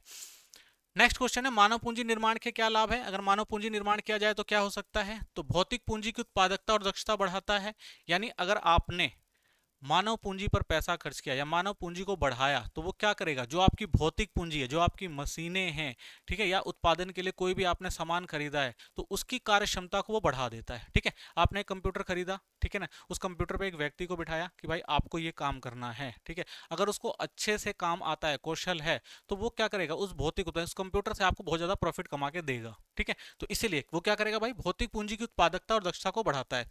जब देश में पर्याप्त मानव पूंजी होती है तो मशीन और औद्योगिकरण उपकरण अधिक प्रभावी और उत्पादक बनते हैं, कुशल इंजीनियर और तकनीक श्रमिक मशीनों को बेहतर संचालन कर सकते हैं। तो एक देश के अंदर भाई अच्छी तकनीक, अच्छी प्रौद्योगिकी होगी, उसको जानने वाले अच्छे होंगे, तो वो देश की जीडीपी में क्या करेंगे, योगदान देंगे, उसको और अच्छा से काम करके और ज्यादा डेवलप करने का काम करेंगे, ठीक है। जैसे देश के अंदर आप देखते हैं हमारे देश के इंजीनियर हो गए, ठीक है ना, साइंटिस्ट हो गए, डॉक्टर हो गए, तो ये क्या करते हैं, हमारे देश में ऐसे काम जो हमारी उत्पादकता और दक्षता है उसको बढ़ाने का काम करते हैं, ठीक है, अपने टैलेंट के आधार पर। नेक्स्ट है, कार्य वातावरण में सकारात्मक बदलाव आता है, तो मानव पूंजी निर्माण से कर्मचारियों को क्या सीखने को मिलेगा भाई, कौशल, उनकी संचार क्षमता बढ़ेगी, उनके दृष्टिकोण में सुधार होगा। कंपनियों से प्रशिक्षण में, कंपनी अगर क्या करें भाई, प्रशिक्षण में निवेश कर दे तो उससे क्या होगा, उस कार्यस्थल पर जो कर्मचारी कर रहे हैं वो ज्यादा निपुण हो जाएंगे और अच्छे से उत्पादन करेंगे और ज्यादा उत्पादन करेंगे, ठीक है। तो अधिक सकारात्मक बनती है और आर्थिक वृद्धि में मदद मिलती है, ठीक है। तो अगर कर्मचारियों को अच्छे से रखा जाएगा, सिखाया जाएगा, उनके स्वास्थ्य पर ध्यान दिया जाएगा, तो वो क्या करेंगे, उत्पादकता को और बढ़ाएंगे, कंपनी को और ज्यादा अच्छा डेवलपमेंट देंगे, ठीक है।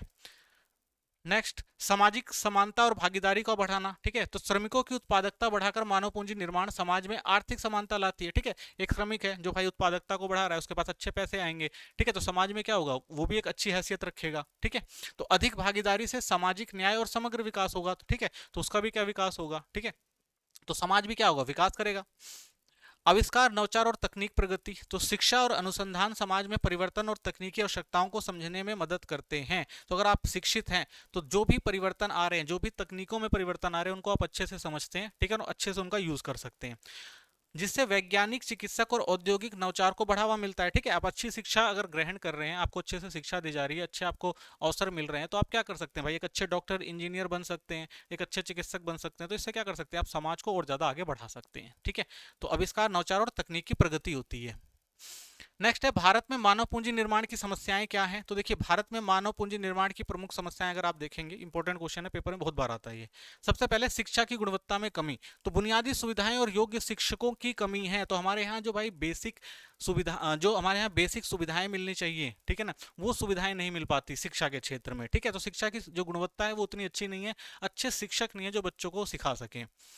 असमान शैक्षिक अवसर, तो आप देखेंगे ग्रामीण और ग्रामीण, शहरी और अमीर गरीब के बीच शिक्षा असमानता आपको देखने को मिलती है कि भाई ग्रामीण क्षेत्रों में शिक्षा का अभाव है, शहरी क्षेत्रों में आपको देखने को मिलता है भाई ठीक ठाक शिक्षा है, अमीर अच्छी शिक्षा ले लेते हैं, गरीब अच्छी शिक्षा नहीं ले पाते, तो ठीक है, तो समान शैक्षिक अवसर मिलेंगे ही नहीं, यानी जब हर एक व्यक्ति को समान शैक्षिक अवसर नहीं मिलेंगे तो अपना विकास कर नहीं पाएगा, ठीक है, तो ये कमी है। स्वास्थ्य सेवाओं में कमी, तो स्वास्थ्य सेवाओं का अभाव उत्पादकता को प्रभावित करता है, तो आज भी देखेंगे हमारे यहाँ स्वास्थ्य सेवाएं उतनी अच्छी नहीं है, ग्रामीण स्तर पर तो बहुत ही ज़्यादा व्यवस्था खराब है, शहरी क्षेत्रों में अगर है भी तो यहाँ पर जनसंख्या इतनी ज़्यादा है कि भाई सबको समान जो है स्वास्थ्य सेवाएं नहीं मिल पाती, तो भाई जब व्यक्ति स्वस्थ नहीं रहेगा तो उत्पादकता को कैसे बढ़ा सकता है, तो स्वास्थ्य बहुत जरूरी है। कौशल विकास का अभाव, तो व्यावसायिक प्रशिक्षण की कमी से रोजगार के अवसर कम है। तो देश के अंदर अगर आप देखेंगे भाई, व्यावसायिक प्रशिक्षण नहीं दिया जाता, ठीक है, यानी हमारे यहाँ ऐसी शिक्षा का प्रावधान ही नहीं है कि बच्चा स्किल सीख सके, और अगर वो उसको कोई ना कोई जॉब मिले, अगर जॉब ना मिल सकते तो वो अपने आप जो है जॉब के अवसर बना सके। तो ऐसी जो कौशल विकास भारत के अंदर आपको देखने को नहीं मिलता। गरीबी और आर्थिक असुरक्षा, तो आप देखेंगे भारत के अंदर जो है गरीबी बहुत ज्यादा है, लोग शिक्षित नहीं है, गवर्नमेंट जो निवेश करती है स्वास्थ्य और शिक्षा पे वो पर्याप्त नहीं है, तो इस वजह से भी आप देखेंगे मानव पूंजी निर्माण नहीं हो पाता। असमान निवेश, तो सरकारी और निजी संस्थाओं में संसाधनों का असमान वितरण है। तो आप देखेंगे सरकारी और निजी संस्था जो वो संस्थाएं हैं, वहां पर संसाधन जो है एक बराबर आपको नहीं देखने को मिलते, ठीक है। जो फैसिलिटी आपको निजी क्षेत्रों में देखने को मिलती है, वो फैसिलिटी आप ग्रामीण क्षेत्र, ग्रामीण जो क्षेत्र हैं, या कह सकते हैं ग्रामीण जो सॉरी सरकारी जो संस्थान है, सरकारी संस्थानों में वो संसाधन नहीं मिलते जो आपको प्राइवेट में मिलेंगे, ठीक है। तो प्राइवेट में आप जाएंगे तो वहां पर आपको अच्छी मशीनें, ठीक है ना, अच्छे स्किल्स के लिए आप देखेंगे कॉलेज स्कूल मिल जाएंगे, लेकिन वहीं प्राइवेट में जाएंगे तो इन सब चीज़ों का आपको अभाव दिखाई देगा। माइग्रेशन और ब्रेन ड्रेन, कुशल लोगों का विदेशों में पलायन, और भारत के अंदर सबसे बड़ी ये समस्या है कि भारत के अंदर जो लोग कुशल होते हैं, ठीक है, प्रशिक्षित होते हैं, वो भारत के अंदर ना रह के अपनी सेवाएं देने कहाँ चले जाते हैं, विदेश चले जाते हैं, ठीक है। यानी जो एक देश का विकास कर सकते थे वो उस देश का विकास छोड़ के किसी और देश का विकास करने लग जाते हैं। तो ये भी भारत के अंदर सबसे बड़ी समस्या है, ठीक है। नीतियों का अभाव, तो सरकारी नीतियां और योजनाओं का प्रभावी जो क्रियान्वयन नहीं हो पाता। तो गवर्नमेंट जो नीतियां बनाती हैं, जो योजनाएं बनाती हैं, वो जमीनी स्तर तक नहीं पहुंच पाती, सबको उसका फायदा नहीं मिल पाता। तो ये सबसे बड़ी समस्या है, ठीक है। मानव पूंजी निर्माण के लिए शिक्षा और स्वास्थ्य का क्या महत्व है? तो देखिए, मानव पूंजी निर्माण में शिक्षा और स्वास्थ्य का जो है बहुत ही ज्यादा महत्व है, क्योंकि यही मानव को पूंजी के रूप में बदलती हैं। तो शिक्षा क्या करती है भाई? कौशल और ज्ञान बढ़ाने से लोग अधिक उत्पादक और कौशल बनते हैं। भाई अगर शिक्षित व्यक्ति है तो वो ज्यादा अच्छा काम कर पाएगा, ज्यादा कुशल उत्पादन कर पाएगा, ठीक है।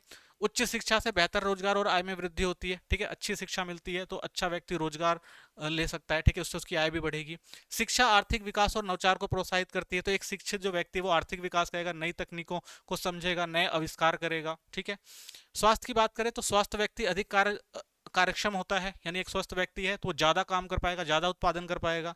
बेहतर स्वास्थ्य सेवाएं बीमारियों की रोकथाम और उत्पादन बढ़ाने में मदद करती हैं, ठीक है। अगर अच्छी स्वास्थ्य सेवाएं मिल रही हैं, कोई व्यक्ति बीमार पड़ता है, तुरंत उसका इलाज हो जाता है, तो वो हमेशा अच्छा काम करता रहेगा, उत्पादन को बढ़ाता रहेगा। लेकिन एक व्यक्ति हमेशा बीमार रहेगा तो वो उत्पादन क्षमता को प्रभावित करेगा, ठीक है। स्वस्थ लोग लंबे समय तक अर्थव्यवस्था में योगदान देते हैं। तो एक स्वस्थ व्यक्ति है तो देश की अर्थव्यवस्था में लंबे समय तक योगदान देगा, ठीक है। और वहीं एक अस्वस्थ व्यक्ति है तो वो क्या बनेगा? सरकार पर बोझ बनेगा ना, क्योंकि सरकार क्या करेगी भाई? उसकी जो स्वास्थ्य सेवाएं उस पर खर्चा करेगी, ठीक है। तो इस तरह से ये जो दो चीजें हैं वो मानव पूंजी निर्माण के लिए बहुत ज्यादा जरूरी है। भारत में उच्च शिक्षा के छात्रों के बीच बेरोजगारी की दर अधिक क्यों है, जबकि कम पढ़े लिखे लोगों के बीच बेरोजगारी कम है? इसके समाधान के लिए सरकार को क्या कदम उठाना चाहिए? तो ये आपको देखने को मिलेगा भाई, जितना ज्यादा पढ़ा लिखा उतना ज्यादा आपको बेरोजगार देखने को मिलता है, ठीक है। तो उच्च शिक्षा के छात्रों में बेरोजगारी के जो प्रमुख कारण है, कौशल की कमी, यानी शिक्षा तो मिल जाती है लेकिन उनको कौशल नहीं मिल पाता। तो उच्च शिक्षा के पाठ्यक्रमों में रोजगार योग व्यवहारिक कौशल का अभाव है, यानी जो उनको उच्च शिक्षा दी जा रही है वो रोजगार के लिए पर्याप्त नहीं है, ठीक है, स्किल नहीं है उसके अंदर। अप्रासंगिक शिक्षा प्रणाली, उद्योगों की जरूरतों से मेल खाने वाली शिक्षा नहीं है, यानी उद्योगों में जिस चीज की जरूरत है वो शिक्षा जो है वो बच्चा प्राप्त ही नहीं कर पा रहा है, ठीक है। जब वो शिक्षा ही उसके पास नहीं होगी तो वो तो बेरोजगार होगा ही, ठीक है, उसके पास स्किल नहीं है। तो अत्यधिक प्रतिस्पर्धा, ज्यादा डिग्री धारक लेकिन रोजगार के अवसर सीमित है। तो भारत की जनसंख्या ज्यादा है, ठीक है, इतने ज्यादा डिग्री धारक हैं कि उतनी ज्यादा जॉब्स ही नहीं है, तो ये भी एक समस्या है। क्षेत्रीय असमानता, ग्रामीण क्षेत्रों में नौकरी और उद्योगों की कमी है। तो ग्रामीण क्षेत्रों में आप देखेंगे कृषि पे लोग ज्यादा डिपेंड होते हैं, वहां पे उद्योग वगैरह तो होते नहीं है, तो इसलिए आप देखेंगे वहां पर भी आपको ज्यादा बेरोजगार लोग मिलेंगे। शिक्षा की गुणवत्ता, तो उच्च शिक्षा संस्थानों की गुणवत्ता में कमी है। तो आप देखेंगे उच्च शिक्षा जो संस्थान है इतने ज्यादा नहीं है कि सबको शिक्षा दे पाए, सबको कौशल सिखा पाए, ये सबसे बड़ी समस्या है, ठीक है। तो उच्च जो विश्वविद्यालय हैं उनकी भारी कमी आपको देश के अंदर देखने को मिलती है। जनसंख्या जितनी ज्यादा है उतनी ज्यादा सीटें नहीं मिल पाती बच्चों को कि वो पढ़ सके, ठीक है। नेक्स्ट, समाधान के लिए गवर्नमेंट ने क्या उपाय किए हैं? तो आप देखेंगे भारत ने कौशल विकास योजना पर ध्यान दिया हुआ है, ठीक है, तो ये काम कर सकते हैं और भी अच्छे प्रभावी तरीके से। पाठ्यक्रम सुधारना ताकि वे उद्योगों की जरूरतों के अनुकूल हो। तो भाई पाठ्यक्रम ऐसे बनाए जाएं कि जो उद्योगों से भी संबंधित हो, ठीक है ना, उनमें भी काम किया जा सके। तो आजकल की आप नई आर्थिक नीति जो सॉरी नई जो आप देखेंगे पाठ्यचर्या नीति आई है या नई एजुकेशन पॉलिसी आई है, उसके अंदर आपको देखने को मिलेगा ये सारी चीजों की शुरुआत हुई है आज के टाइम में, ठीक है। व्यावसायिक शिक्षा को बढ़ावा देना, ठीक है, कि भाई बच्चा जो है वो व्यावसायिक शिक्षा ले सके, ठीक है। उच्च शिक्षा में सरकारी निवेश बढ़ाना, तो गवर्नमेंट को उच्च शिक्षा में ज्यादा निवेश करना चाहिए ताकि ज्यादा लोग चीजें सीख सीख सके। इंटर्नशिप और इंडस्ट्री साझेदारी बनाना, ठीक है, तो इंटर्नशिप और इंडस्ट्री से साझेदारी करनी चाहिए भाई कॉलेजों को और गवर्नमेंट को कि भाई वो बच्चों को ले जाएं, स्किल सिखाएं, ठीक है, ताकि उनका डेवलपमेंट हो सके। तो ये सारे जो है कुछ समाधान के उपाय हैं और बहुत सारी नीतियां गवर्नमेंट इसमें से फॉलो कर भी रही है आज के टाइम में, ठीक है। नेक्स्ट चैप्टर देखेंगे, ठीक है। तो पहला क्वेश्चन है, भारत में कृषि ऋण के संस्थागत स्रोत क्या हैं, कुछ महत्वपूर्ण संस्थागत स्रोतों की सूची बनाएं, ठीक है। तो देखिए सबसे पहले आता है संस्थागत स्रोत। जब सरकार द्वारा अनुमोदित एजेंसियों द्वारा ऋण प्रदान किया जाता है तो उसे संस्थागत स्रोत कहा जाता है। भारत में कृषि ऋण के कुछ महत्वपूर्ण संस्थागत स्रोत इस प्रकार हैं, यानी जब गवर्नमेंट किसी को ऋण प्रदान करती है या उनसे संबंधित एजेंसियां किसी को ऋण प्रदान करती है तो उसे हम संस्थागत स्रोत कहते हैं, ठीक है। तो किसानों को सरकार के द्वारा या उसकी एजेंसियों के द्वारा अगर ऋण मुहैया कराया जा रहा है तो उसे हम कहते हैं ऋण के संस्थागत स्रोत, ठीक है। तो इसमें आप देखेंगे कौन कौन से, भूमि विकास बैंक हो गए, वाणिज्य बैंक हो गए, ठीक है, या क्षेत्रीय ग्रामीण बैंक हो गए, सरकार खुद मुहैया करवाती है, राष्ट्रीय कृषि और ग्रामीण बैंक नबार्ड हो गया, स्वयं सहायता समूह, ठीक है ना, SHG बैंक लीकेज कार्यक्रम, ठीक है। तो ये सारी जो है सरकारी जो होती हैं वो ऋण समितियां हैं, ठीक है, इसे संस्थागत स्रोत कहा जाता है। नेक्स्ट है राष्ट्रीय कृषि एवं ग्रामीण विकास बैंक नबार्ड क्या है, वेरी इंपॉर्टेंट क्वेश्चन। देखिए नबार्ड जो है राष्ट्रीय कृषि एवं ग्रामीण विकास बैंक एक सरकारी संस्था है जिसकी स्थापना आप देखेंगे 1982 में हुई थी। इसका मुख्य उद्देश्य ग्रामीण विकास और कृषि से जुड़े कार्यों के लिए वित्तीय सहायता देना होता है, यानी ग्रामीण क्षेत्र का अगर विकास करना है, किसानों को अगर ऋण देना है, ठीक है, और अगर कोई वित्तीय सहायता किसानों को चाहिए तो ये सारे जो ऋण हैं वो किसकी तरफ से दिए जाते हैं, नाबार्ड की तरफ से दिए जाते हैं, ठीक है, ग्रामीण क्षेत्रों को, ठीक है। तो इनके कार्य क्या हैं, तो कार्य कृषि और ग्रामीण विकास के लिए ऋण प्रदान करना, ठीक है ना, अगर किसी गांव का विकास करना है या कृषि से संबंधित कोई नए चीजें लानी है तो उसके लिए ऋण देने का काम नाबार्ड करता है। ग्रामीण क्षेत्रों में बुनियादी ढांचा विकसित करना, ठीक है, वहां पे रोड वगैरह हो गए और कह सकते हैं पानी की सिंचाई की सुविधा वगैरह हो गई, तो ये सारे कार्यक्रम वहां पे लगाए जाते हैं। स्वयं सहायता समूह SHGS का समर्थन देते हैं। तो आपको पता भाई छोटे छोटे स्वयं सहायता समूह होते हैं जो आपस में पैसों को सेव करने का प्रयास करते हैं तो उनको भी सहायता ये देते हैं, ठीक है। कृषि प्रसंस्करण और विपणन को बढ़ावा देना, ठीक है ना, कृषि संबंधी जो चीजें ना, जो किसानों का अनाज होता है उसको इकट्ठा करके रखना या उनको क्या करना कि भाई ऐसा बाजार दिया जाए जहां वो सामान बेच सके, तो ये सारा काम नाबार्ड करता है। इसका मुख्यालय देखेंगे आप मुंबई में है, ठीक है, तो ये नाबार्ड के काम है। कृषि विपणन प्रणाली में सुधार के लिए सरकार द्वारा शुरू किए गए उपाय कौन कौन से हैं, तो देखिए सरकार ने क्या सुधार किए हैं, विनियमित बाजार बनाए हैं, पारदर्शी बिक्री व्यवस्था में किसानों को उचित मूल्य मिल सके, कि भाई पारदर्शी होता है, बाजार में नियम तय होते हैं, भाई ये रेट है तो ये रेट रहेगा। सहकारी समितियां, सामूहिक बिक्री से बेहतर मूल्य प्राप्त करना, तो भाई एक साथ इकट्ठा होकर सारा सामान बेचा जाता है जहां पर बहुत सारे लोग इकट्ठा होते हैं, तो इससे प्राइस वगैरह जो होता है बिल्कुल सही मिलता है, जिसको जितनी जरूरत होती है और जिस प्राइस पे चाहिए होता है उतने पे बेच सकता है वो। भंडारण सुविधा, उपज को सही समय पर बेचने में मदद, तो बहुत सारे किसान ऐसा उनको लगता है भाई इस टाइम में उनका अच्छा दाम नहीं मिल रहा है तो उनको स्टोरेज की सुविधा दी जाती है, भाई अपना रखो, जब जरूरत पड़ेगी आपको कि आपको लगेगा आपको अपना सामान बेचना है तो आप बेच सकते हैं, ठीक है, तो ये सुविधा मिलती है। सब्सिडी वाले परिवहन दिए गए हैं, शहरी बाजारों में उपज लाने में सहायक हैं, तो भाई जो ग्रामीण क्षेत्र में रह रहे हैं अपना अनाज उनको शहरों में बेचना है तो उनको सब्सिडी वाले परिवहन दिए जाते हैं कि भाई अपने सामान को बाजार में लाओ और वहां पर आकर बेचो उचित दाम पर, ठीक है। नेक्स्ट है सूचना प्रसार, मीडिया के जरिए मूल्य और बिक्री की जानकारी, ठीक है, तो गवर्नमेंट क्या करती है समय समय पर सूचना देती है कि भाई किस प्रोडक्ट का, किस फसल का कितना दाम चल रहा है, ताकि किसानों को पता रहे, कोई उन्हें ठग ना पाए, ठीक है। MSP नीति, तो न्यूनतम समर्थन मूल्य से फसल को निश्चित कीमत पर खरीदा जाता है, तो गवर्नमेंट ने भाई MSP तय कर रखी है तो उससे कम दाम पे कोई सामान खरीदेगा नहीं, तो इससे भी फायदा होता है किसानों को, ठीक है। नेक्स्ट क्वेश्चन है सहकारी समितियां क्या हैं और उनके उद्देश्य क्या होते हैं, तो देखिए सहकारी समितियां ऐसे संगठनों का समूह होता है जहां लोग एक साथ मिलकर सामूहिक रूप से आर्थिक, सामाजिक और सांस्कृतिक उद्देश्यों को पूरा करते हैं, ठीक है। तो उनके जो भी भाई काम है, चाहे वो सामाजिक तौर पर, आर्थिक तौर पर या सांस्कृतिक तौर पर, वो एक जगह इकट्ठा होते हैं और जो भी उनके काम होते हैं उनको वो वहां पर रखते हैं, उनको पूरा किया जाता है, ठीक है। तो सरकारी सहकारी समितियों के उद्देश्य क्या होते हैं, तो सामूहिक क्रय विक्रय, यानी लोग एक साथ इकट्ठा होते हैं, सामूहिक रूप से उत्पादन खरीदने और बेचने में मदद करते हैं कि भाई एक जगह लोग इकट्ठे होंगे, ठीक है ना, और जो भी इनको सामान खरीदना होगा, बेचना होगा, वो उस जगह पर खरीद और बेच सकते हैं, ठीक है। उचित मूल्य मिल जाता है क्योंकि किसानों को उनकी उपज का उचित मूल्य मिल जाता है, तो बहुत सारे लोग होते हैं, बहुत सारे लोगों को अपना सामान बेचना और खरीदना होता है, तो प्राइस जो होता है वहां पे बिल्कुल सही मिल जाता है, जिसको जहां पे सही लगता है वो वहां पर बेच सकता है, ठीक है। लागत कम करना, तो बीज, उर्वरक और उपकरण सस्ती दरों पर उपलब्ध कराना होता है, ठीक है। तो जब लोग सामूहिक रूप से जुड़े होते हैं तो वहां पर जो भी सामान वो यूज करते हैं वो क्या होता है, वो उचित दामों पर मिल जाता है, चाहे वो बीज हो, उर्वरक हो, ठीक है, उपकरण हो, तो ये सारी चीजें आप देखेंगे सस्ते दामों पर मिल जाती हैं और लागत जो होती है वो कम हो जाती है क्योंकि सब इकट्ठा होकर काम कर रहे होते हैं, ठीक है। वित्तीय सहायता, सदस्यों को सस्ती दरों पर ऋण प्रदान करना होता है। अगर भाई पैसा चाहिए कृषि वगैरह के लिए तो ऋण भी जो होता है आसानी से मिल जाता है यहाँ पर। शिक्षा और जागरूकता, सदस्यों को आधुनिक कृषि और विपणन तकनीकों के बारे में जानकारी दी जाती है। तो जितने भी सदस्य होते हैं एक साथ मिलकर काम कर रहे होते हैं तो उनको सबको आधुनिक कृषि और किस तरह से उनको अपना सामान बेचना है, कहाँ बेचना है, कितने मूल्य पर बेचना है, तो ये सारी जानकारियां भी जो उनको साथ के साथ मिल जाती है वहां पर, ठीक है। सामुदायिक विकास, ग्रामीण क्षेत्रों में सामाजिक और आर्थिक विकास में योगदान होता है, ठीक है। तो लोग एक साथ रहते हैं तो भाई आर्थिक के साथ साथ सामाजिक और सामाजिक तौर पर जुड़ जाते हैं, सांस्कृतिक तौर पर भी एक दूसरे से जुड़े रहते हैं, ठीक है। तो ये जो सहकारी समितियां उनके उद्देश्य हैं। नेक्स्ट क्वेश्चन है स्वयं सहायता समूह का महत्व बताइए, ठीक है। तो देखिए स्वयं सहायता समूह एक संगठनात्मक ढांचा है जो कमजोर वर्ग के लोग विशेषकर ग्रामीण गरीबों की आर्थिक और सामाजिक स्थिति सुधारने के लिए बनाया गया है, ठीक है। तो देखिए इसमें क्या होता है, इसका पहले पढ़ लेते हैं। इसका मुख्य उद्देश्य उन लोगों की मदद करना है जिनकी औपचारिक बैंकिंग सेवाएं तथा स्थायी पहुंच नहीं होती, जैसे छोटे और सीमांत किसान, कृषि और गैर कृषि मजदूर और कारीगर, ठीक है।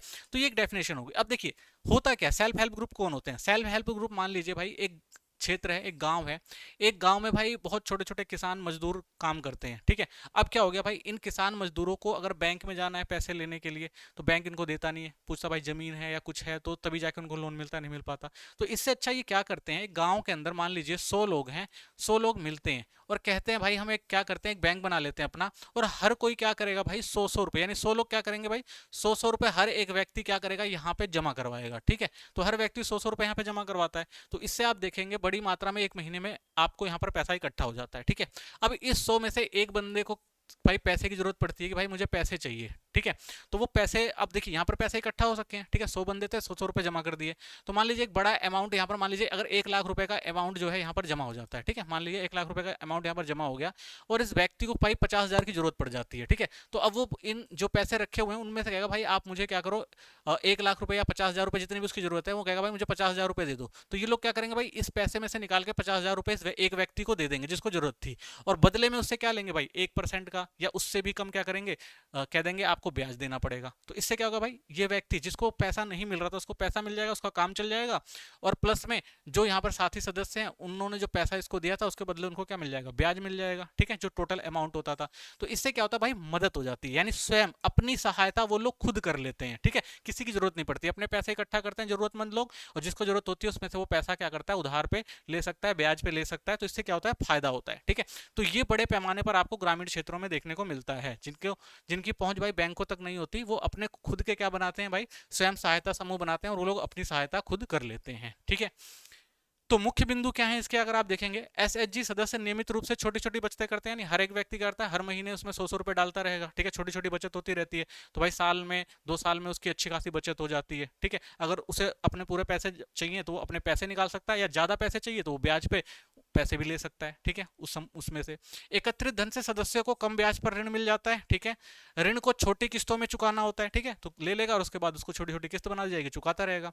मार्च आप देखेंगे 2012 से 43 लाख से अधिक एसएचजी बैंक प्रणाली से जुड़े हुए हैं। तो भाई सेल्फ हेल्प ग्रुप आप देखेंगे, जो देखा था हमने, ये किससे जुड़े होते हैं, नाबार्ड से जुड़े हुए हैं ना, तो बैंकिंग प्रणाली से आप देखेंगे 43 लाख जो है ऐसे सहायता समूह जुड़े हुए हैं, ठीक है। बैंकों से क्यों जुड़ते हैं भाई, क्योंकि वो जो उन्होंने पैसा इकट्ठा करके रखा हुआ वो घर पे तो रख नहीं सकते ना, तो उस पैसे को क्या करा जाता है भाई, बैंक में रखा जाता है, ठीक है। तो जब जिसको जरूरत पड़ती है तो ये सहायता समूह वाले जो होते हैं बैंक से निकाल के उस व्यक्ति को देते हैं, ठीक है। इसलिए बैंक से जुड़ना भी जरूरी है, क्योंकि भाई घर पे तो पैसा रख नहीं सकते।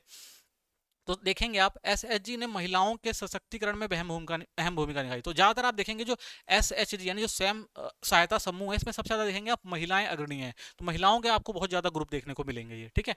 तो उधार का मुख्य उद्देश्य उपभोग से जुड़ा है, जबकि कृषि उद्देश्यों के लिए कम उधार लेते हैं। तो सबसे बड़ी देखिए इस जो ये है स्वयं सहायता समूह जो है एसएच जो जी है आपका, इसकी सबसे बड़ी समस्या ये है कि लोग जो पैसा लेते हैं ऋण पर, ठीक है, लोन के रूप में कह सकते हैं आप, लेते हैं, वो जो होते हैं वो भाई अपने निजी उपभोग के लिए ज्यादा लेते हैं, ठीक है, किसी की शादी हो गई, ठीक है ना, या कोई और प्रोग्राम हो गया, इन सब चीजों के लिए आप देखते हैं ज्यादा लोग पैसे लेते हैं, निवेश के लिए कम लेते हैं, ठीक है। लोग निवेश या कृषि को और ज्यादा प्रोत्साहन देने के लिए कम करते हैं, ठीक है, घरेलू जरूरतें हो गई उनके लिए ये लोग ज्यादा पैसा जो है उधार लेते हैं, ठीक है। तो एक ये बड़ी समस्या है यहाँ पर। नेक्स्ट क्वेश्चन है, भारत में खाद्य सुरक्षा सुनिश्चित करने के लिए सरकार द्वारा अपनाए गए विभिन्न नीतिगत साधनों को परिभाषित करें एवं उनके महत्व पर चर्चा कीजिए। ठीक है, तो गवर्नमेंट ने किस तरह से मुहैया करवाया है, तो देखिए विभिन्न नीतिगत साधन है, न्यूनतम समर्थन मूल्य, ठीक है, तो किसानों के हितों की सुरक्षा के लिए सरकार कृषि उत्पादन जैसे गेहूं, चावल, मक्का, कपास, गन्ना, दालें आदि के न्यूनतम समर्थन मूल्य को तय कर देती है, ताकि भाई सबको जो है उचित दाम मिल सके, ठीक है, उनका नुकसान ना हो। यह एक प्रकार का ऑफर मूल्य होता है जिसका सरकार किसानों से किसी भी मात्रा में अनाज खरीदने के लिए तैयार रहती है, ठीक है। और मान लीजिए अगर वो जो समर्थन है उस पर अगर उनका सामान नहीं बिक रहा है तो गवर्नमेंट खुद क्या करती है, खरीद लेती है, ताकि उनको नुकसान ना हो, ठीक है। नेक्स्ट है बफर स्टॉक रख रखाव। तो इससे क्या हुआ भाई, भारतीय खाद्य निगम एफसीआई न्यूनतम समर्थन मूल्य पर गेहूं चावल खरीदकर बफर स्टॉक रख लेती है। तो जो भाई गवर्नमेंट ने तय किया होता है उसी प्राइस पे किससे ले लेगी, वो किसानों से ले लेगी, बफर स्टॉक हो जाएगा, रखेगी, ठीक है। बफर स्टॉक अधिशेष उत्पादन वाले वर्षों में बनाया जाता है, इससे आपूर्ति की कमी और प्राकृतिक आपदाओं में उपयोग हो जाता है। भाई बफर स्टॉक है, कभी भविष्य में समस्या आएगी, अकाल वगैरह पड़ेगा तो यहीं से ही अनाज निकालकर जरूरतें पूरी कर ली जाती हैं। इसमें आपूर्ति में स्थिरता बनी रहती है, कीमतों में नियंत्रण रहता है। तो इससे भाई ऐसा भी नहीं कि कमी हो जाए और कीमतें बढ़ जाएं, तो कीमतों को भी नियंत्रण रखा जाता है कि भाई अगर कमी हो जाती तभी तो प्राइस बढ़ जाते हैं गेहूं के, लेकिन जब गवर्नमेंट ने पहले से रखा हुआ, अगर कमी होगी तो बफर स्टॉक से निकाल के इसको मैनेज कर लेंगे, ठीक है। सार्वजनिक वितरण प्रणाली, हमारे देश में सार्वजनिक वितरण प्रणाली, राशन की दुकानें उचित मूल्य से दुकानों के माध्यम से संचालित होती है। तो पता है आपको भारत में सरकारी दुकानें, वहां पर कम कीमत पर लोगों को अनाज दिया जाता है, तो वहां पर यूज हो जाता है, ठीक है। ये दुकानें गेहूं चावल मिट्टी तेल आदि आवश्यक वस्तु बाजार मूल्य से कम कीमत पर उपलब्ध कराती हैं, जिससे कमजोर वर्ग के लोग हैं उनको फायदा हो जाए, ठीक है। नेक्स्ट है श्वेत क्रांति क्या है, तो देखिए श्वेत क्रांति भारत में दुग्ध उत्पादन और डेयरी उद्योग में विकास के लिए शुरू की गई थी, एक प्रमुख आर्थिक और सामाजिक क्रांति थी, ठीक है। तो ये दूध से जुड़ी हुई क्रांति थी, दूध का उत्पादन बड़े पैमाने पर बढ़ाया गया था इस टाइम पीरियड में। तो इसे आप देखेंगे ऑपरेशन फ्लड भी कहा जाता है, ठीक है। और इसका नेतृत्व आप देखेंगे वर्गीज कुरियन ने किया था, जिन्हें मिल्क मैन ऑफ इंडिया भी कहा जाता है, ठीक है। तो श्वेत क्रांति का मुख्य उद्देश्य ये था कि भारत में दुग्ध उत्पादन में आत्मनिर्भर बनना और किसानों की आय में वृद्धि करना, कि भारत भाई दूध उत्पादन में सबसे आगे हो जाए और जो छोटे किसान हैं जो पशुपालन वगैरह करते हैं तो उनकी आय में जो है वृद्धि हो जाए। तो इसका आरंभ आप देखेंगे 1970 में हुआ था और इसके परिणाम स्वरूप भारत में दुनिया का सबसे बड़ा दूध उत्पादक देश बन गया था। तो आप देखेंगे 1970 में इसकी शुरुआत हुई थी, वर्गीज कुरियन ने की थी, मिल्कमैन ऑफ इंडिया अमूल इनकी कंपनी का नाम था। इन्होंने बड़े पैमाने पर जो है दूध उत्पादन से संबंधित सामानों को बनाना शुरू किया था, डेयरी को बहुत ज्यादा आगे लेकर गए थे, ठीक है। इसलिए आप देखेंगे इस टाइम पीरियड में भारत दुनिया का सबसे बड़ा जो है दूध उत्पादक देश बन गया था। इस क्रांति ने न केवल दूध की उपलब्धता को बढ़ाया बल्कि ग्रामीण क्षेत्रों में आर्थिक सुधार और रोजगार के अवसर भी प्रदान किए, ठीक है। तो इससे क्या हुआ भाई, ग्रामीण स्तर पर लोगों को रोजगार भी मिलना शुरू हुआ था, ठीक है। नेक्स्ट है जैविक खेती सतत विकास को कैसे बढ़ावा देती है, तो देखिए मिट्टी की उर्वरता बढ़ाना, जैविक खेती में रासायनिक उर्वरकों की बजाय प्राकृतिक खादों का उपयोग होता है, जिससे मिट्टी की उर्वरता और संरचना में सुधार होता है। तो भाई अगर आप जैविक खेती कर रहे हैं तो मिट्टी को उतना ज्यादा नुकसान नहीं पहुंचता, क्योंकि भाई ज्यादा सिंचाई, ज्यादा खाद उर्वरक का उपयोग उर्वरकों का उपयोग करने से क्या होता है, मिट्टी खराब होती है। जल संरक्षण, तो जैविक खेती में प्राकृतिक तरीके अपनाए जाते हैं जिससे पानी की खपत कम होती है और जल स्रोत का संरक्षण होता है, ठीक है। तो भाई जब जैविक खेती करते हैं तो वहां पे पानी की कम जरूरत पड़ती है, इसलिए पानी का खपत कम होती है और मिट्टी भी जो सुरक्षित रहती है। बायोडायवर्सिटी का संरक्षण, जैविक खेती में फसलों की विविधता को बढ़ावा दिया जाता है जिससे जैव विविधता का संरक्षण होता है और प्राकृतिक परिस्थिति तंत्र संतुलित रहता है, ठीक है। तो ये होता है भाई, देखिए ये खेती को नुकसान नहीं पहुंचाती, खेत में जो छोटे जीव जंतु होते हैं जो इको फ्रेंडली होते हैं फसल वगैरह के लिए, मिट्टी वगैरह के लिए, वो खत्म नहीं होते, क्योंकि भाई उर्वरक डालने से वो जीव जंतु मर भी जाते हैं, कीटनाशक डालने से मर भी जाते हैं, जिससे जो जमीन होती है उसकी बायोडायवर्सिटी खराब होती है। तो जैविक खेती से बायोडायवर्सिटी जो बची रहती है। स्वास्थ्य और पर्यावरण की सुरक्षा, तो रासायनिक कीटनाशक और उर्वरकों का उपयोग नहीं होता, इसलिए मानव स्वास्थ्य पर इसका बुरा प्रभाव नहीं पड़ता, ठीक है। जलवायु परिवर्तन में योगदान कम है, तो भाई जैविक खेती से कार्बन का उत्सर्जन कम होता है, तो इसलिए वातावरण को भी प्रदूषित नहीं करती है, ठीक है। नेक्स्ट चैप्टर देखेंगे, आकस्मिकरण और अनौपचारिकरण रोजगार से संबंधित प्रमुख प्रवृत्तियां क्या हैं, ठीक है। तो देखिए आकस्मिकरण क्या होता है, आकस्मिकरण का अर्थ है स्थायी रोजगार के स्थान पर अस्थायी अनुबंधित या आकस्मिक श्रमिकों की संख्या में वृद्धि, यानी उसको डेली बेसिस पे काम नहीं मिलता, डेली बेसिस पे काम मिलता है, स्थायी काम नहीं मिलता, तो उसको हम क्या कहते हैं, आकस्मिकीकरण कहते हैं।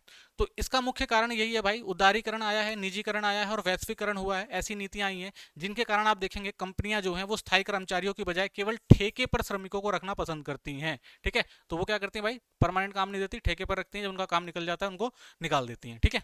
प्रभाव क्या होता है भाई, श्रमिकों की नौकरी सुरक्षा घटती है कि उनको पता नहीं होता भाई कब वो काम पे रहेंगे, कब उनकी नौकरी चली जाएगी। सामाजिक सुरक्षा का लाभ नहीं मिलता, जैसे पीएफ पेंशन बीमा ये स्थायी कर्मचारियों को मिलता है, तो इन सब चीजों की कमी हो रही है, ये सब चीजें नहीं मिलती इनको।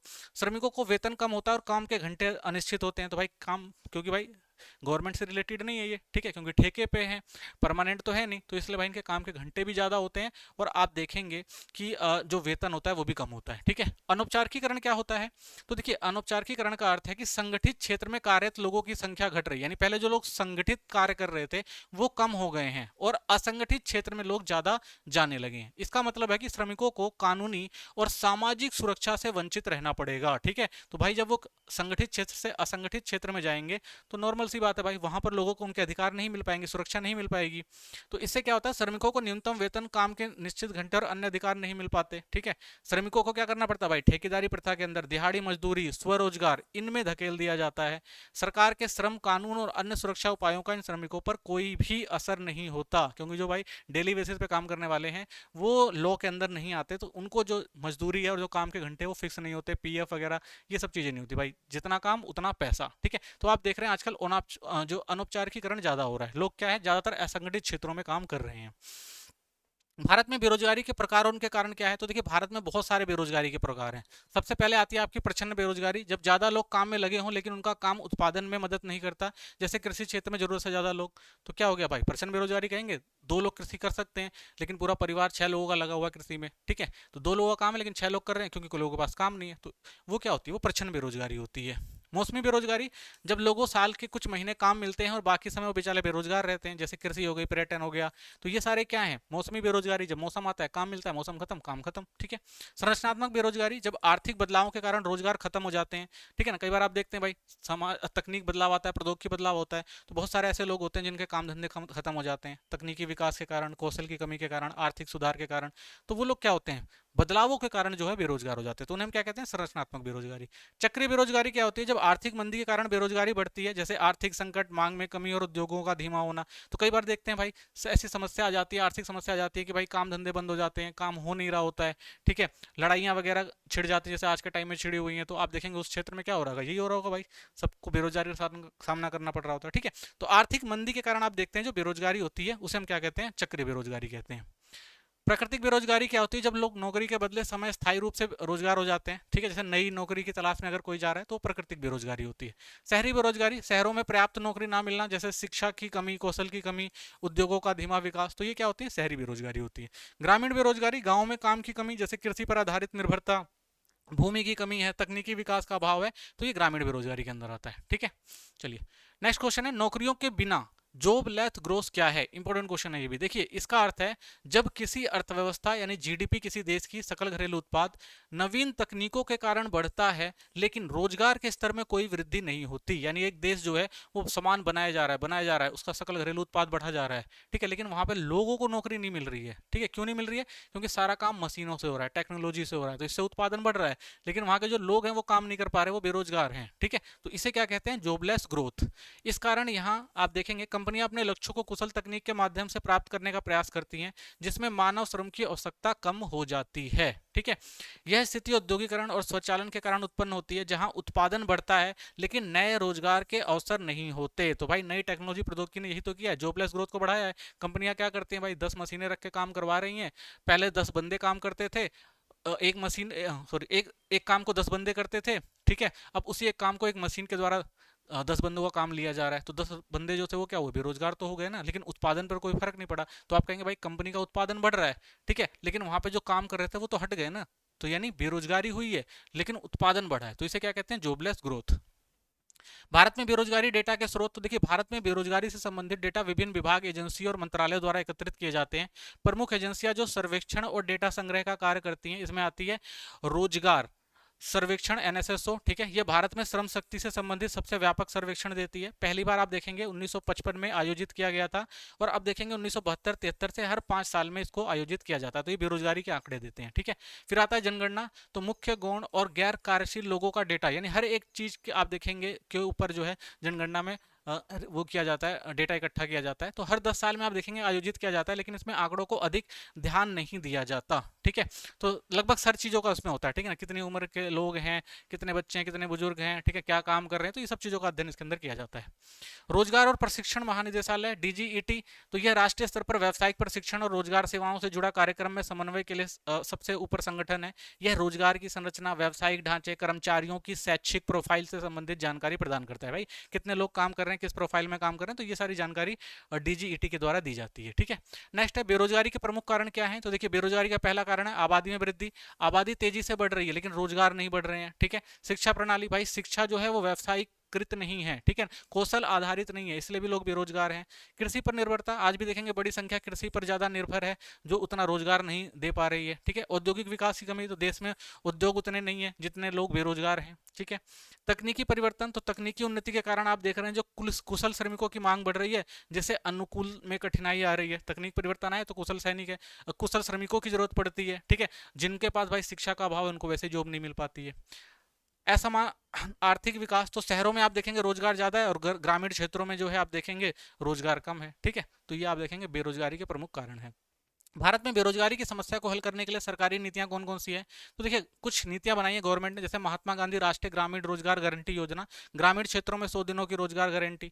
ऐसे प्रधानमंत्री कौशल विकास योजना, युवाओं के लिए कौशल विकास के लिए प्रशिक्षण देना। ठीक है, मेक इन इंडिया, विनिर्माण क्षेत्र में रोजगार के अवसर को बढ़ाना। स्टार्टअप इंडिया, उद्यमशीलता को प्रोत्साहित कर नए रोजगार का सृजन करना। ठीक है, फिर आता है प्रधानमंत्री रोजगार गृह योजना, प्रधानमंत्री रोजगार सृजन योजना, इसके अंतर्गत छोटे उद्योगों के लिए वित्तीय सहायता, अगर कोई छोटे उद्योग लगाना चाहता है तो गवर्नमेंट उसको प्रोत्साहन देती है। ठीक है, राष्ट्रीय शहरी आजीविका मिशन, शहरी गरीबों को रोजगार के कौशल सिखाना। ठीक है, फिर डिजिटल इंडिया, डिजिटल क्षेत्रों में रोजगार के अवसर को बढ़ाना। ठीक है, और उसके बाद प्रधानमंत्री मुद्रा योजना, छोटे व्यापारियों को ऋण प्रदान करके स्वरोजगार को प्रोत्साहन देना। तो ये गवर्नमेंट के द्वारा कुछ स्कीमें चलाई जाती हैं ताकि रोजगार को बढ़ाया जा सके। ठीक है, नेक्स्ट चैप्टर देखेंगे तो पहला क्वेश्चन है इसमें, पर्यावरणीय संकट क्या है और यह क्यों उत्पन्न हो रहा है। तो देखिए दुनिया की बढ़ती जनसंख्या से पर्यावरण पर भारी दबाव पड़ रहा है, कई प्राकृतिक जो संसाधन है वो खत्म हो रहे हैं और कचरा पर्यावरण का जो है ढंग से मैनेजमेंट नहीं किया जा रहा है, तो इसलिए भी आप देखेंगे पर्यावरण में बहुत ज्यादा आप देखेंगे संकट आ रहे हैं।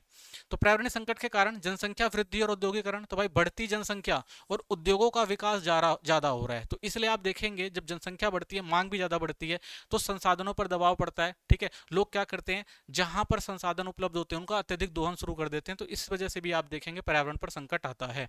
संसाधनों की अति उपयोग, तो नवीकरणीय यानी पुनः बनने वाले और अनवरणीय जो खत्म होने वाले संसाधन है उनका बहुत ज्यादा दोहन किया जा रहा है, जिससे ये स्रोत धीरे धीरे क्या हो रहे हैं, समाप्त हो रहे हैं। कचरा प्रदूषण, तो भाई विकसित देशों में अधिक उत्पादन और उपभोग से बहुत अधिक कचरा उत्पन्न हो रहा है, जिससे आप देखेंगे पर्यावरण सम्माहित नहीं कर पा रहा है, यानी इतना कचरा देखिए पर्यावरण की क्षमता होती है वो कचरे को अवशोषित करता है, लेकिन जब अत्यधिक कचरा हो जाता है तो वो उसको अवशोषित नहीं कर पाता। ठीक है, इस वजह से प्रदूषण होता है। जल और वायु प्रदूषण, तो औद्योगिकरण और शहरीकरण के कारण आप देख रहे हैं वायु प्रदूषण और जल प्रदूषण बढ़ रहा है, तो भारत में आप देखेंगे लगभग 70% जल प्रदूषित है, जिससे बीमारियां फैल रही हैं। ठीक है, वैश्विक चुनौतियां भी हैं, तो देखिए जलवायु परिवर्तन, ग्लोबल वार्मिंग, ओजोन परत का क्षय सरकारों के लिए जो सरकारों के लिए आर्थिक और पर्यावरणीय संकट को बढ़ा रहे हैं। ठीक है, तो ये भी समस्या हमारे देश के अंदर वैश्विक समस्या भी देखने को मिल रही है पूरे विश्व में। नेक्स्ट क्वेश्चन देखते हैं, अगला जो आपका क्वेश्चन है वो है ग्लोबल वार्मिंग के कारण और प्रभाव विस्तार से समझाइए। ठीक है, तो देखिए ग्लोबल वार्मिंग क्या है, ग्लोबल वार्मिंग का मतलब है पृथ्वी के तापमान में लगातार बढ़ोतरी। पिछले 100 सालों में तापमान जो है 0.6 डिग्री तक बढ़ चुका है और समुद्र का स्तर भी आप देखेंगे धीरे धीरे ऊपर उठ रहा है। ठीक है, तो देखिए ग्लोबल वार्मिंग के कारण क्या है, ग्रीन हाउस गैसों का बढ़ना, कुछ गैसें आप देखेंगे वातावरण में गर्मी को रोककर तापमान बढ़ा देती हैं, जैसे जलवाष्प हो गया, कार्बन डाइऑक्साइड हो गई, मीथेन हो गई, तो ये सारी गैसें क्या करती हैं भाई हमारे एनवायरनमेंट में रहती हैं और धीरे धीरे क्या करती हैं हमारे वातावरण को गर्म करती हैं, तो इससे आप देखेंगे जो हमारी पृथ्वी है उसका तापमान धीरे धीरे बढ़ रहा है, और जैसे तापमान धीरे धीरे बढ़ता है वैसे ही आप देखेंगे जो हमारा एनवायरनमेंट है वो क्या होता है, गर्म होता जाता है। ठीक है, तो अन्य कारण भी हैं बहुत सारे। ठीक है, ये कारण तो है ही है, साथ में आप देखेंगे कोयला और पेट्रोलियम जलने से जो धुआं निकल रहा है, जंगलों की कटाई, कार्बन डाइऑक्साइड बढ़ रही है, पशुओं के अपशिष्ट से मीथेन गैस निकलती है, बड़े पैमाने पर पशुपालन भी गैस के उत्सर्जन को बढ़ाता है। ठीक है, तो ये सारे कारण क्या कर रहे हैं भाई, जो ग्लोबल वार्मिंग है उसको बढ़ा रहे हैं। ग्लोबल वार्मिंग बढ़ने से क्या हो रहा है, पृथ्वी का तापमान बढ़ रहा है, ग्लेशियर पर बर्फ है, बर्फ धीरे धीरे पिघल रही है, और जब बर्फ पिघलेंगी तो क्या होगा, समुद्र का स्तर ऊपर उठेगा ही उठेगा। ठीक है, तो ग्लोबल वार्मिंग के प्रमुख प्रभाव क्या आपको देखने को मिल रहा है, वही बर्फ पिघल रही है दुनिया भर में, खासकर पृथ्वी के ध्रुवों पर, इससे समुद्र स्तर में तेज वृद्धि और तटीय बाढ़ आ गई है, तो कई जो तटीय क्षेत्र हैं वो बाढ़ में आ जाती है, क्योंकि भाई जब समुद्र का स्तर बढ़ेगा तो जो तटीय क्षेत्र होंगे समुद्र का पानी वहां पर जाएगा तो वहां पर बाढ़ आपको देखने को मिलेगी। तूफान और अन्य उष्णकटिबंधीय झंझावात अधिक शक्तिशाली होने की संभावना है। ठीक है, तो इन्हीं के कारण आप देख रहे हैं जो समुद्र का वातावरण है वो खराब होता है, तूफान आते हैं, ठीक है ना, बहुत सारे उष्णकटिबंधीय झंझावात आते हैं। उस साथ ही आप देखेंगे मलेरिया, हैजा, डेंगू, चिकनगुनिया आदि जैसी उष्णकटिबंधीय बीमारियों की घटनाओं में वृद्धि हो रही है। तो भाई उस क्षेत्र में बाढ़ वगैरह आती है, पानी वगैरह ज्यादा रह जाता है, तो उसकी वजह से आप देखेंगे ये सारी बीमारियां भी फैल रही हैं। साथ ही आप देखेंगे हजारों प्रजातियां जैसे ध्रुवीय भालू हमेशा के लिए विलुप्त होने का खतरा है, तो बहुत सारी प्रजातियां हैं वो भी इसकी वजह से नष्ट हो रही हैं। ठीक है, नेक्स्ट है मॉन्ट्रियल प्रोटोकॉल को कब और किस उद्देश्य से लागू किया गया था। तो देखिए मॉन्ट्रियल प्रोटोकॉल एक अंतर्राष्ट्रीय संधि है जिसमें संयुक्त राष्ट्र के सदस्य देशों ने ओजोन परत की रक्षा के लिए अपनाया था। इसका उद्देश्य सीएफसी यानी क्लोरोफ्लोरो जो कार्बन गैस हैं उनको धीरे धीरे खत्म करना था, क्योंकि ये ओजोन क्षय का मुख्य कारण है। तो भाई हमारे पर्यावरण की जीवनी जो है ओजोन गैस ऊपर, वो धीरे धीरे क्या हो रही है, खत्म हो रही है। अगर वो उसका धीरे धीरे क्या हो रहा है, उसमें क्षय हो रहा था, ठीक है ना, उसमें आप देखेंगे एक बार छेद भी हो गया था, वो धीरे धीरे रिकवर हो रहा है। लेकिन अगर ओजोन लेयर में छेद हो जाता है तो जो सूरज की, ठीक है ना, अल्ट्रावाइट किरणें हैं, जब वो पृथ्वी पर पड़ेंगी तो लोगों को बीमारियां होंगी, ठीक है, लोगों को बहुत सारी समस्याएं आएंगी। तो इसीलिए उसको बचाने के लिए एक मॉनिट्रियल प्रोटोकॉल किया गया था कि भाई जो सीएफसी गैसें हैं जो ओजोन लेयर को नुकसान पहुंचा रही हैं, ठीक है ना, उसको ठीक करने के लिए हमें इन गैसों का उत्सर्जन कम करना चाहिए। ठीक है, तो संधि के तहत निर्णय लिया गया था सभी देशों में 2013 तक सीएफसी उपयोग और उत्पादन को समाप्त करने से सहमति जताई थी कि भाई 2013 तक क्या करेंगे, इसको खत्म करने का प्रयास करेंगे। भारत की भागीदारी, तो भारत ने 17 सितंबर 1992 को लंदन 92 में लंदन संशोधन के साथ इस प्रोटोकॉल पर हस्ताक्षर किया था। तो भारत ने भी इस संधि का समर्थन किया था और साइन किए थे इस पर। ठीक है, प्रभाव देखेंगे तो इस संधि के कारण वायुमंडल में सीएफसी की मात्रा कम हुई है, ओजोन परत की पुनर्प्राप्ति में मदद मिली है। तो भाई इसे आप देखेंगे सीएफसी की मात्रा में कम करी है लोगों ने, जिससे आप देख रहे हैं जो ओजोन परत में क्षय हो रहा था वो धीरे धीरे ठीक हो गया है। ठीक है, ठीक हो रहा है। नेक्स्ट है ओजोन क्षय क्या है और यह किन कारणों से होता है। तो ओजोन क्षय का मतलब है ओजोन परत का नष्ट होना, जो मुख्य रूप से क्लोरीन और क्लोरोफ्लोरोकार्बन जैसी गैसों के कारण होता है। ठीक है, तो ओजोन क्षय के कारण क्या है, वही सीएफसी जो आपकी क्लोरोफ्लोरोकार्बन, ये एयर कंडीशनर, एसी, फ्रिज और ठंडा करने वाले जो उपकरण होते हैं उनमें इस्तेमाल होती है। हेलोन्स या अग्निशामक फायर एक्सटिंग्विशर जो होते हैं आपके, उसमें पाई जाती है। अन्य रसायन जैसे क्लोरीन, ब्रोमीन, यौगिक ओजोन परत को नुकसान पहुंचाते हैं। ठीक है, तो इनकी वजह से आप देखते हैं ओजोन परत में क्षय होती है। तो क्षय के प्रभाव क्या होंगे भाई, त्वचा कैंसर, यूवी किरणें त्वचा को नुकसान पहुंचाकर कैंसर का खतरा बढ़ा सकती हैं। जल जीवों पर प्रभाव, तो समुद्री जीवों को अनेक पर्यावरण नुकसान हो सकते हैं, तो समुद्री जीवों को भी क्या है, इससे आपको नुकसान देखने को मिलेगा।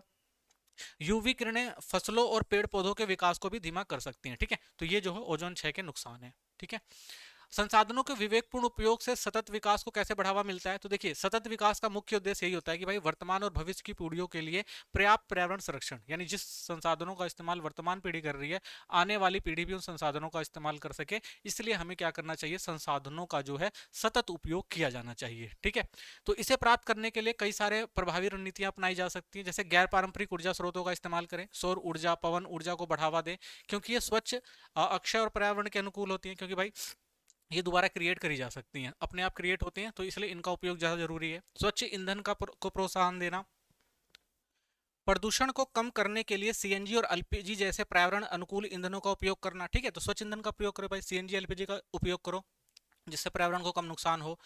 लघु जल विद्युत संयंत्र, पहाड़ी क्षेत्रों में छोटे जल विद्युत संयंत्र स्थापित कर स्वच्छ और सतत ऊर्जा का उत्पादन करना। ठीक है, तो जल विद्युत ऊर्जा का भी आप इस्तेमाल कर सकते हैं। ठीक है, तो इससे क्या होगा, ये जो संसाधन इन जो आपके नवीकरणीय संसाधन है, यानी जिनको दोबारा से बनाया जा सकता है, अगर आप उनका इस्तेमाल करेंगे तो जो हम पेट्रोल, कोयला, डीजल इनका इस्तेमाल करते हैं, तो ये जो होंगे संसाधन समाप्त नहीं होंगे। ठीक है, जल्दी। ठीक है, तो इनको लंबे समय तक बचाया जा सकेगा और आने वाली पीढ़ियां भी इनका इस्तेमाल कर सकेंगी।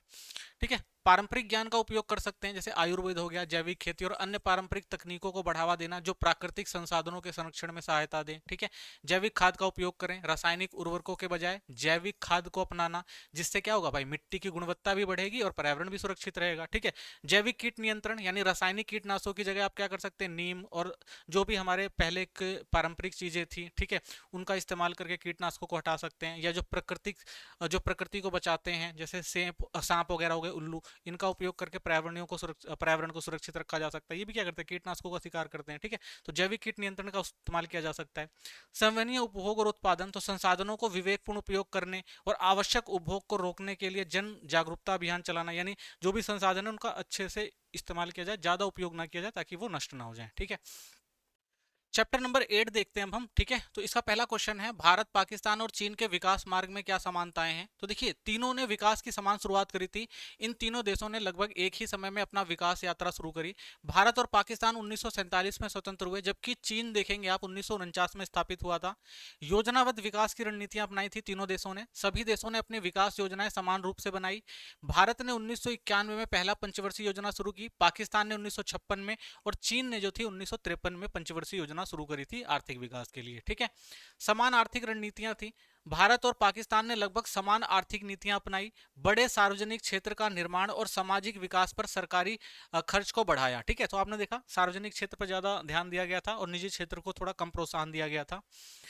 1980 तक समान आर्थिक विकास। तो 1980 के दशक तक इन तीनों देशों में समान आर्थिक विकास और प्रति व्यक्ति आय थी, यानी तीनों ने एक साथ आर्थिक विकास की शुरुआत करी, और 1921 तक, 1980 तक ये तीनों एक जैसा ही आप देखेंगे विकास कर रहे थे।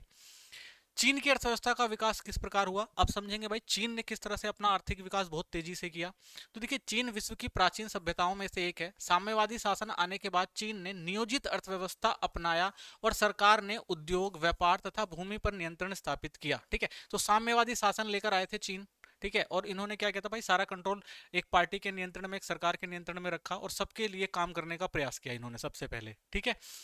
तो सबसे पहले इन्होंने क्या किया भाई, ग्रेट लीप फॉरवर्ड अभियान चलाया 1958। माओ तेसे तुंग ने चीन को शीघ्र आधुनिक बनाने के लिए यह अभियान शुरू किया था। गांव में सामूहिक खेती कराई गई और लोगों को घरेलू उद्योग लगाने के लिए प्रोत्साहित किया गया, ठीक है। कि सामूहिक खेती करेंगे, लोग मिलकर इकट्ठा खेती करेंगे और साथ में क्या करेंगे, अपने घर के पीछे घरेलू उद्योग भी शुरू करेंगे। लेकिन यह योजना असफल रही और सूखे के कारण लगभग 3 करोड़ लोगों की मृत्यु हो गई। तो ये भाई उस समय आप देखेंगे प्राकृतिक आपदा आ गई थी, जिसकी वजह से इनकी योजना चल नहीं पाई, और प्राकृतिक आपदा की वजह से आप देखेंगे 3 करोड़ लोग जो थे वो मर भी गए थे। महान सांस्कृतिक क्रांति लेकर आए, उसके बाद ये 1965 में आप देखेंगे इस अभियान में छात्रों और पेशेवरों को गांवों में भेजा गया। चीन रूस विवाद के कारण रूसी विशेषज्ञों की वापसी से औद्योगिक विकास प्रभावित हुआ था, ठीक है। तो महान सांस्कृतिक क्रांति लेकर आए थे। इनका मेन मकसद ये था भाई, जो भी छात्र सीखे हुए हैं उनको ग्रामीण क्षेत्रों में भेजा जाएगा और उनको प्रोत्साहित किया जाए, लोगों को प्रोत्साहित करने के लिए कि भाई किस तरह से उत्पादन को बढ़ाना है, ठीक है। तो इस समय आप देखेंगे चीन से इनकी छोटी सी लड़ाई हो जाती थी, तो इनकी पूरी अर्थव्यवस्था चीन के आधार पर चल रही थी। लेकिन जब चीन से इनकी लड़ाई हो जाती है तो चीन के विशेषज्ञ यहाँ से चले जाते हैं, तो उस समय आप देखेंगे उनके औद्योगिक विकास थोड़ा प्रभावित होता है, थोड़ा धीमा हो जाता है, ठीक है। 1978 में चीन फिर से सुधार करता है। तो 1978 में चीन ने आर्थिक सुधार किए, जिसे आज उसकी तेजी से बढ़ती अर्थव्यवस्था बनी। तो 1978 के जो महत्वपूर्ण सुधार थे, उन्हीं के कारण आप देखते हैं चीन आज बहुत तेजी से आर्थिक विकास कर पाया। तो पहला चरण इन्होंने क्या किया भाई, कृषि और व्यापार में सुधार किए, ठीक है। बड़ी जमीनों को टुकड़े में बांटकर किसानों को दे दिया। तो पहले सामूहिक कृषि थी, सारा कंट्रोल जमीन का किसके पास होता था, सरकार के पास होता था। यहाँ पे इन्होंने क्या किया भाई, जमीनें जो थी वो टुकड़ों में बांटी और किसानों को दे दी, और किसानों का भाई अब हमें इतना टैक्स के रूप में दें, बाकी जो बच जाएगा वो अपने पास रखे। तो इससे आप देखेंगे यहाँ पर कृषि को प्रोत्साहन मिला, ठीक है। किसानों को कर भरने के बाद अपनी पूरी कमाई रखने की छूट दे दी गई। तो इससे क्या हुआ भाई, उनका जो कृषि उत्पादन था वो बहुत तेजी से बढ़ा। दूसरे चरण में आप देखेंगे इन्होंने उद्योगों में सुधार शुरू किया। निजी कंपनी और गांव के उद्योगों को उत्पादन की अनुमति दी कि भाई निजी कंपनियां भी आ सकती हैं और गांव में भी आप उद्योग लगा के उत्पादन कर सकते हैं, ये छूट दी गई। सरकारी कंपनियों के बाजार में मुकाबले का सामना करना पड़ा। तो इससे जो सरकारी कंपनियां थी उनको निजी जो कंपनियां थी और जो ग्रामीण उद्योग थे उनसे सामना करना पड़ा, जिससे आप देखेंगे उत्पादन के स्तर में काफी ज्यादा बदलाव आया और उत्पादन काफी ज्यादा बढ़ा, ठीक है। तो इसने औद्योगिक विकास की नींव रखी चीन के अंदर, ठीक है। फिर उसके बाद देखेंगे आप, इन्होंने दोहरी कीमत प्रणाली अपनाई। इस सुधार में चीजों को कीमत को दो तरीके से तय किया गया। तो इन्होंने भाई कीमतों को दो प्रकार से तय किया। सरकार द्वारा तय कीमतें, यानी किसानों और उद्योगों को सरकार द्वारा तय दाम कुछ चीजें खरीदनी और बेचनी पड़ती थी। सरकार ने कुछ चीजों के दाम तय कर दिए जो जरूरी चीजें थी, भाई सरकार जो कीमत तय करेगी ये सामान उसी कीमत पर बिकेगा, ठीक है। दूसरा उन्होंने क्या किया भाई, बाजार कीमतें लागू करी कि बाकी जो भी चीजें हैं जिसपे गवर्नमेंट ने रोक लगा रखी है वो तो बाजार कीमतों पे होंगे, और बाकी जितनी भी चीजें हैं उन सब चीजों को बाजार में आप सामान्य कीमतों पर खरीद और बेच सकते हैं, ठीक है। तो जो मांग और आपूर्ति उसके आधार पर आप कीमतों को तय करें, लेकिन जो गवर्नमेंट ने कह दिया भाई ये चीजें इस कीमत पर बिकेंगी तो इसी कीमत पर ये बिकेंगी, ठीक है। तो इस तरह से दोहरी कीमत प्रणाली अपनाई। तो आप देखेंगे इससे भी जो है काफी ज्यादा प्रोत्साहन मिला औद्योगिक क्षेत्र के विकास में चाइना को, ठीक है। नेक्स्ट, विशेष आर्थिक क्षेत्र, ये सबसे इंपॉर्टेंट चीज थी जो चाइना ने करी, जिसने इसके आर्थिक विकास में सबसे ज्यादा महत्वपूर्ण भूमिका निभाई थी। इन्होंने क्या किया भाई, विदेशी कंपनियों को आकर्षित करने के लिए विशेष क्षेत्र बनाए, जिसे हम विशेष आर्थिक क्षेत्र कहते थे। भाई इन्होंने एक क्षेत्र, पूरा क्षेत्र का निर्माण कराया, वहां पे बेसिक सुविधाएं दी, ट्रांसपोर्ट, बिजली और करों में छूट की बात करी, और कहा भाई जितनी भी विदेशी कंपनियां आए वो इस क्षेत्र में आए और वो क्या करे भाई, यहाँ पर अपने उद्योग धंधे लगाएं, ठीक है, हम लोगों को रोजगार दें और प्रॉफिट कमाए लेके जाएं। तो इससे भाई भारी मात्रा में आप देखेंगे चाइना के अंदर निवेश शुरू हुआ, और जिसका फायदा चाइना को ये मिला कि यहाँ पे लोगों को रोजगार मिला, और प्लस में उनके जो आर्थिक विकास था वो धीरे धीरे बढ़ने लग गया, और विदेशी पूंजी भंडार जो था चाइना के पास अत्यधिक मात्रा में हो गया। इन क्षेत्रों में व्यापार को बढ़ावा देने के लिए अलग नियम बनाए गए, जिससे चीन की अर्थव्यवस्था तेजी से आगे बढ़ी। ठीक है, तो नियम यही बनाए गए भाई कि हम आपको करों में छूट देंगे, ठीक है, लेबर भी आपको सस्ती देंगे, आप क्या करो बस यहाँ पर उद्योग लगाओ, ठीक है, बिजली वगैरह सब व्यवस्था करवा के दी गई, परिवहन वगैरह सारे रोड वगैरह बना के दिए गए। तो इससे जो जितनी भी विदेशी कंपनियां थी वो आकर्षित हुई और आके इन्होंने क्या किया भाई, यहाँ पर अपना इन्वेस्टमेंट किया। ठीक है, तो ये चीन के लिए बहुत ज्यादा जरूरी विकास का जो था रास्ता बना। नेक्स्ट है पाकिस्तान की अर्थव्यवस्था का विकास किस प्रकार हुआ। तो पाकिस्तान की अर्थव्यवस्था का विकास मार्ग की अगर बात करें तो भारत की तरह पाकिस्तान ने भी मिश्रित आर्थिक प्रणाली अपनाई थी। पाकिस्तान एक निश्चित अर्थव्यवस्था के अनुसरण करता था जहां सार्वजनिक और निजी क्षेत्र साथ साथ मौजूद थे। तो कह सकते हैं भारत की नकल करी गई थी यहाँ पर भी। ठीक है, सार्वजनिक और निजी क्षेत्र को एक साथ लेकर चल रहे थे ये। ठीक है, विभिन्न नीतियों की शुरुआत करी गई 1950 से 60 के दशक में। तो 1950 के 60 दशकों में आप देखेंगे पाकिस्तान ने घरेलू उद्योगों के विकास के लिए कई नीतियां अपनाई। इन नीतियों में उपभोक्ता वस्तुओं के निर्माण के लिए टैरिफ सुरक्षा, प्रतिस्पर्धा, आयतों पर नियंत्रण शामिल है। सेम वैसे ही भारत ने जैसे किया था भाई कि इन्होंने महत्व किसको दिया, घरेलू सामान को बनाएंगे, बाहर टैरिफ और कोटा लगा दिया भाई, आयत प्रतिस्थापन लगा दिया, बाहर की वस्तुएं नहीं लेंगे। यानी आप देखेंगे बिल्कुल भारत की तरह ही ये भी अपने विकास नीतियों को आगे लेके चल रहा था। हरित क्रांति ये भी लेकर आए थे। तो कृषि क्षेत्र में हरित क्रांति की शुरुआत और बुनियादी ढांचे में सार्वजनिक निवेश बढ़ाने से खाद्यान्न उत्पादन में वृद्धि हुई, जिससे कृषि संरचना में बड़ा बदलाव आया। ठीक है, तो ये भी हरित क्रांति लेकर आए थे, जिससे यहाँ पे भी खेत जो इनका खाद्यान्न फसलें थे उनमें काफी बढ़ोतरी हुई थी। ठीक है, देख रहे हैं आप, सेम भारत जैसी ही नीतियां अपनाई गई थी। सार्वजनिक क्षेत्र की भूमिका तो 1970 के दशक में आप देखेंगे शुरुआत में सरकार ने पूंजीगत वस्तुओं के उद्योगों का राष्ट्रीयकरण कर दिया। ठीक है, बाद में इन्होंने 1970 में आप देखेंगे इन्होंने भी क्या किया, जो पूंजीगत वस्तुएं थी उसका राष्ट्रीयकरण कर दिया, गवर्नमेंट के कंट्रोल में ले लिया। ठीक है, तो ये इनकी नीतियां थी। उसके बाद निजी क्षेत्र की भूमिका को इन्होंने बढ़ावा दिया। तो 1970 के दशक के अंत में आप देखेंगे सरकारी नीति में बदलाव लाया गया और निजी क्षेत्र को प्रोत्साहित किया गया। सरकार ने उन्हें कई सुविधाएं और निवेश के लिए अनुकूल माहौल प्रदान किए। ठीक है, सेम वैसे जैसे भारत ने अपना निजीकरण करना शुरू किया था, सेम वैसे ही आप देखेंगे इन्होंने भी अपना निजीकरण करना शुरू किया। बहुत सारी जो निजी क्षेत्र थे उनको प्रोत्साहन दिया कि भाई आप उत्पादन वगैरह करें। ठीक है, तो उनको सुविधाएं भी दी गई और माहौल भी दिया गया। वित्तीय सहायता दी 1970 के दशक के अंत में। तो इस दौरान आप देखेंगे पाकिस्तान को आर्थिक मदद काफी मिली थी। ठीक है, तो पाकिस्तान दूसरे देशों पर काफी डिपेंड था, बाहरी पैसा काफी इनके पास आया। ठीक है, तो इनको जो मदद मिली आप देखेंगे पश्चिम देशों से, अमेरिका, ब्रिटेन वगैरह ने इनकी इसकी काफी मदद करी थी डेवलपमेंट करने के लिए।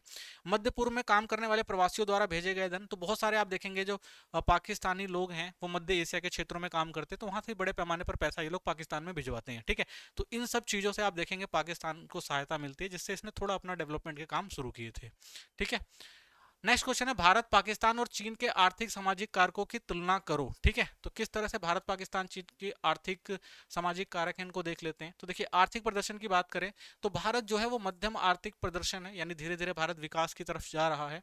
वहीं हम पाकिस्तान की बात करेंगे तो राजनीतिक अस्थिरता के कारण धीमी अर्थव्यवस्था है। तो यहाँ पर कभी भी राजनीतिक स्थिरता नहीं रही है, कभी सैनिक शासन रहा है तो कभी आप देखेंगे लोकतंत्र है, तो इसलिए यहाँ पर अर्थव्यवस्था काफी आपको धीमी देखने को मिलती है। वहीं जब आप चीन की बात करेंगे तो पिछले 3 दशकों में चीन की जो अर्थव्यवस्था है वो बहुत तेजी से बढ़ी है। ठीक है, और कृषि पर निर्भरता की बात करें तो अधिकांश जनसंख्या अब भी कृषि पर निर्भर है भारत में। ऐसे ही आप पाकिस्तान में भी देखेंगे कृषि पर जो लोग ज्यादा निर्भर हैं। और वहीं जब हम चीन की बात करेंगे सुधारों के माध्यम से कृषि का इन्होंने क्या किया है, आधुनिकीकरण किया है, यानी अब कृषि क्षेत्र में भी जो है ये आपको आधुनिक दिखेंगे। बुनियादी ढांचे की विकास करें तो कई क्षेत्रों में बुनियादी ढांचों की कमी आज भी आप ग्रामीण क्षेत्रों में और कुछ पिछड़े इलाकों में देखेंगे, तो बुनियादी ढांचे उतने सफल नहीं है। वहीं पाकिस्तान की बात करेंगे तो बुनियादी ढांचों का अस्थिर विकास, तो यहाँ पे भी वही हाल है भाई, बहुत कम आप देखेंगे बुनियादी ढांचों को उन्होंने विकास किया है। यहाँ पर आप देखेंगे बड़े पैमाने पर जो है बुनियादी ढांचे का विकास, तो चीन ने भाई काफी अच्छा अपना बुनियादी ढांचा बनाया हुआ है। गरीबी और जीवन स्तर की बात करें तो बड़ी आबादी गरीबी रेखा के आसपास है, तो देखेंगे बड़ी जनसंख्या में भारत में आपको गरीबी देखने को मिलती है। और यहाँ पर आप देखेंगे जनसंख्या कम है इसलिए आपको यहाँ पे गरीबी में कभी उतार चढ़ाव देखने को मिलता है। और चीन की बात करें तो तेजी से गरीबी में कमी आई है, जीवन स्तर में आप देख रहे हैं चाइना में सुधार आ रहा है, ठीक है। राजनीतिक स्थिरता की बात करें तो अपेक्षाकृत स्थिर लोकतांत्रिक व्यवस्था है, ठीक है। राजनीति की बात करें तो भारत भाई स्थिर रहा है, लोकतांत्रिक व्यवस्था है, जब से आजाद हुआ है तब से यहाँ पर लोकतंत्र कायम है। और पाकिस्तान की राजनीति की बात करें तो यहाँ पे भाई अस्थिरता रही है, इसलिए विकास कम है। यहाँ पर आप देखेंगे राजनीतिक स्वतंत्रता कम है पर आर्थिक स्थिरता है, तो यहाँ पर भाई एक पार्टी का शासन चलता है तो राजनीतिक स्थिरता उतनी नहीं है, स्वतंत्रता नहीं है, राजनीतिक स्वतंत्रता यहाँ पे लोगों के पास नहीं है, लेकिन इनका आर्थिक विकास बिल्कुल स्थिर है। विदेशी सहायता पर निर्भरता, तो विदेशी सहायता पर सीमित निर्भरता, यानी भारत जो है विदेशी सहायता पर सीमित निर्भर है, ऐसा नहीं पूरा डिपेंड है। वहीं जब हम पाकिस्तान की बात करते हैं तो विदेशी सहायता और रेमिटिस, यानी विदेशी सहायता और प्लस में जो विदेशी लोग पाकिस्तान में पैसा भेजते हैं उन पर ज्यादा डिपेंडेंट है। विदेशी सहायता पर न्यूनतम निर्भरता। और अगर बात करें चीन तो भाई विदेशी सहायता पर बहुत ही कम मात्र निर्भर है, ठीक है। आर्थिक विकास रणनीतियों की बात करें तो 1991 के बाद आर्थिक उदारीकरण किया भारत ने। और वहीं अब आप देखेंगे पाकिस्तान की, तो भारत का भाई आर्थिक विकास बहुत अच्छा चल रहा है आर्थिक रणनीति के अंदर। यहाँ पे देखेंगे हाल ही के वर्षों में जीडीपी में थोड़ा बहुत सुधार करने का प्रयास दिखता है आपको। और यहाँ देखेंगे राज्य नियंत्रण के साथ मुक्त बाजार नीतियां हैं, ठीक है, तो ये काफी डेवलप्ड हो रहा है। बाजार तंत्र की बात करें तो सरकारी हस्तक्षेप के साथ बाजार अर्थव्यवस्था है, यानी सरकारी हस्तक्षेप रहता है लेकिन फिर भी बाजार अर्थव्यवस्था भारत में देखने को मिलती है। सीमित बाजार सुधार और निवेश आपको देखने को मिलते हैं, ठीक है। यहाँ पर अगर आप देखेंगे चाइना में बाजार बहुत ज्यादा मजबूत है, और बाजार मजबूत है इसीलिए इनकी जो आप देखेंगे जो आधार जो है आर्थिक सुधार बहुत तेजी से हो रहे हैं, तो बाजार इनका बहुत अच्छा है इसलिए इनका आर्थिक सुधार भी बहुत बेहतरीन है। सामाजिक सुरक्षा और मानव विकास की बात करें तो गरीबी उन्मूलन व कल्याणकारी योजनाएं यहाँ पर भारत काफी खर्चा करता है, ठीक है, सामाजिक सुरक्षा के लिए। यहाँ पर आज भी सुधार का प्रयास पर अस्थिर परिणाम है। और यहाँ पर आप देखेंगे सामाजिक अवसरों में सुधार व सक्रिय सरकारी भूमिका आपको देखने को मिलती है, ठीक है। तो ये इन तीनों में जो है मेजर थोड़े डिफरेंट है, ठीक है, इनको आप बिल्कुल ढंग से देख लेना, ठीक है।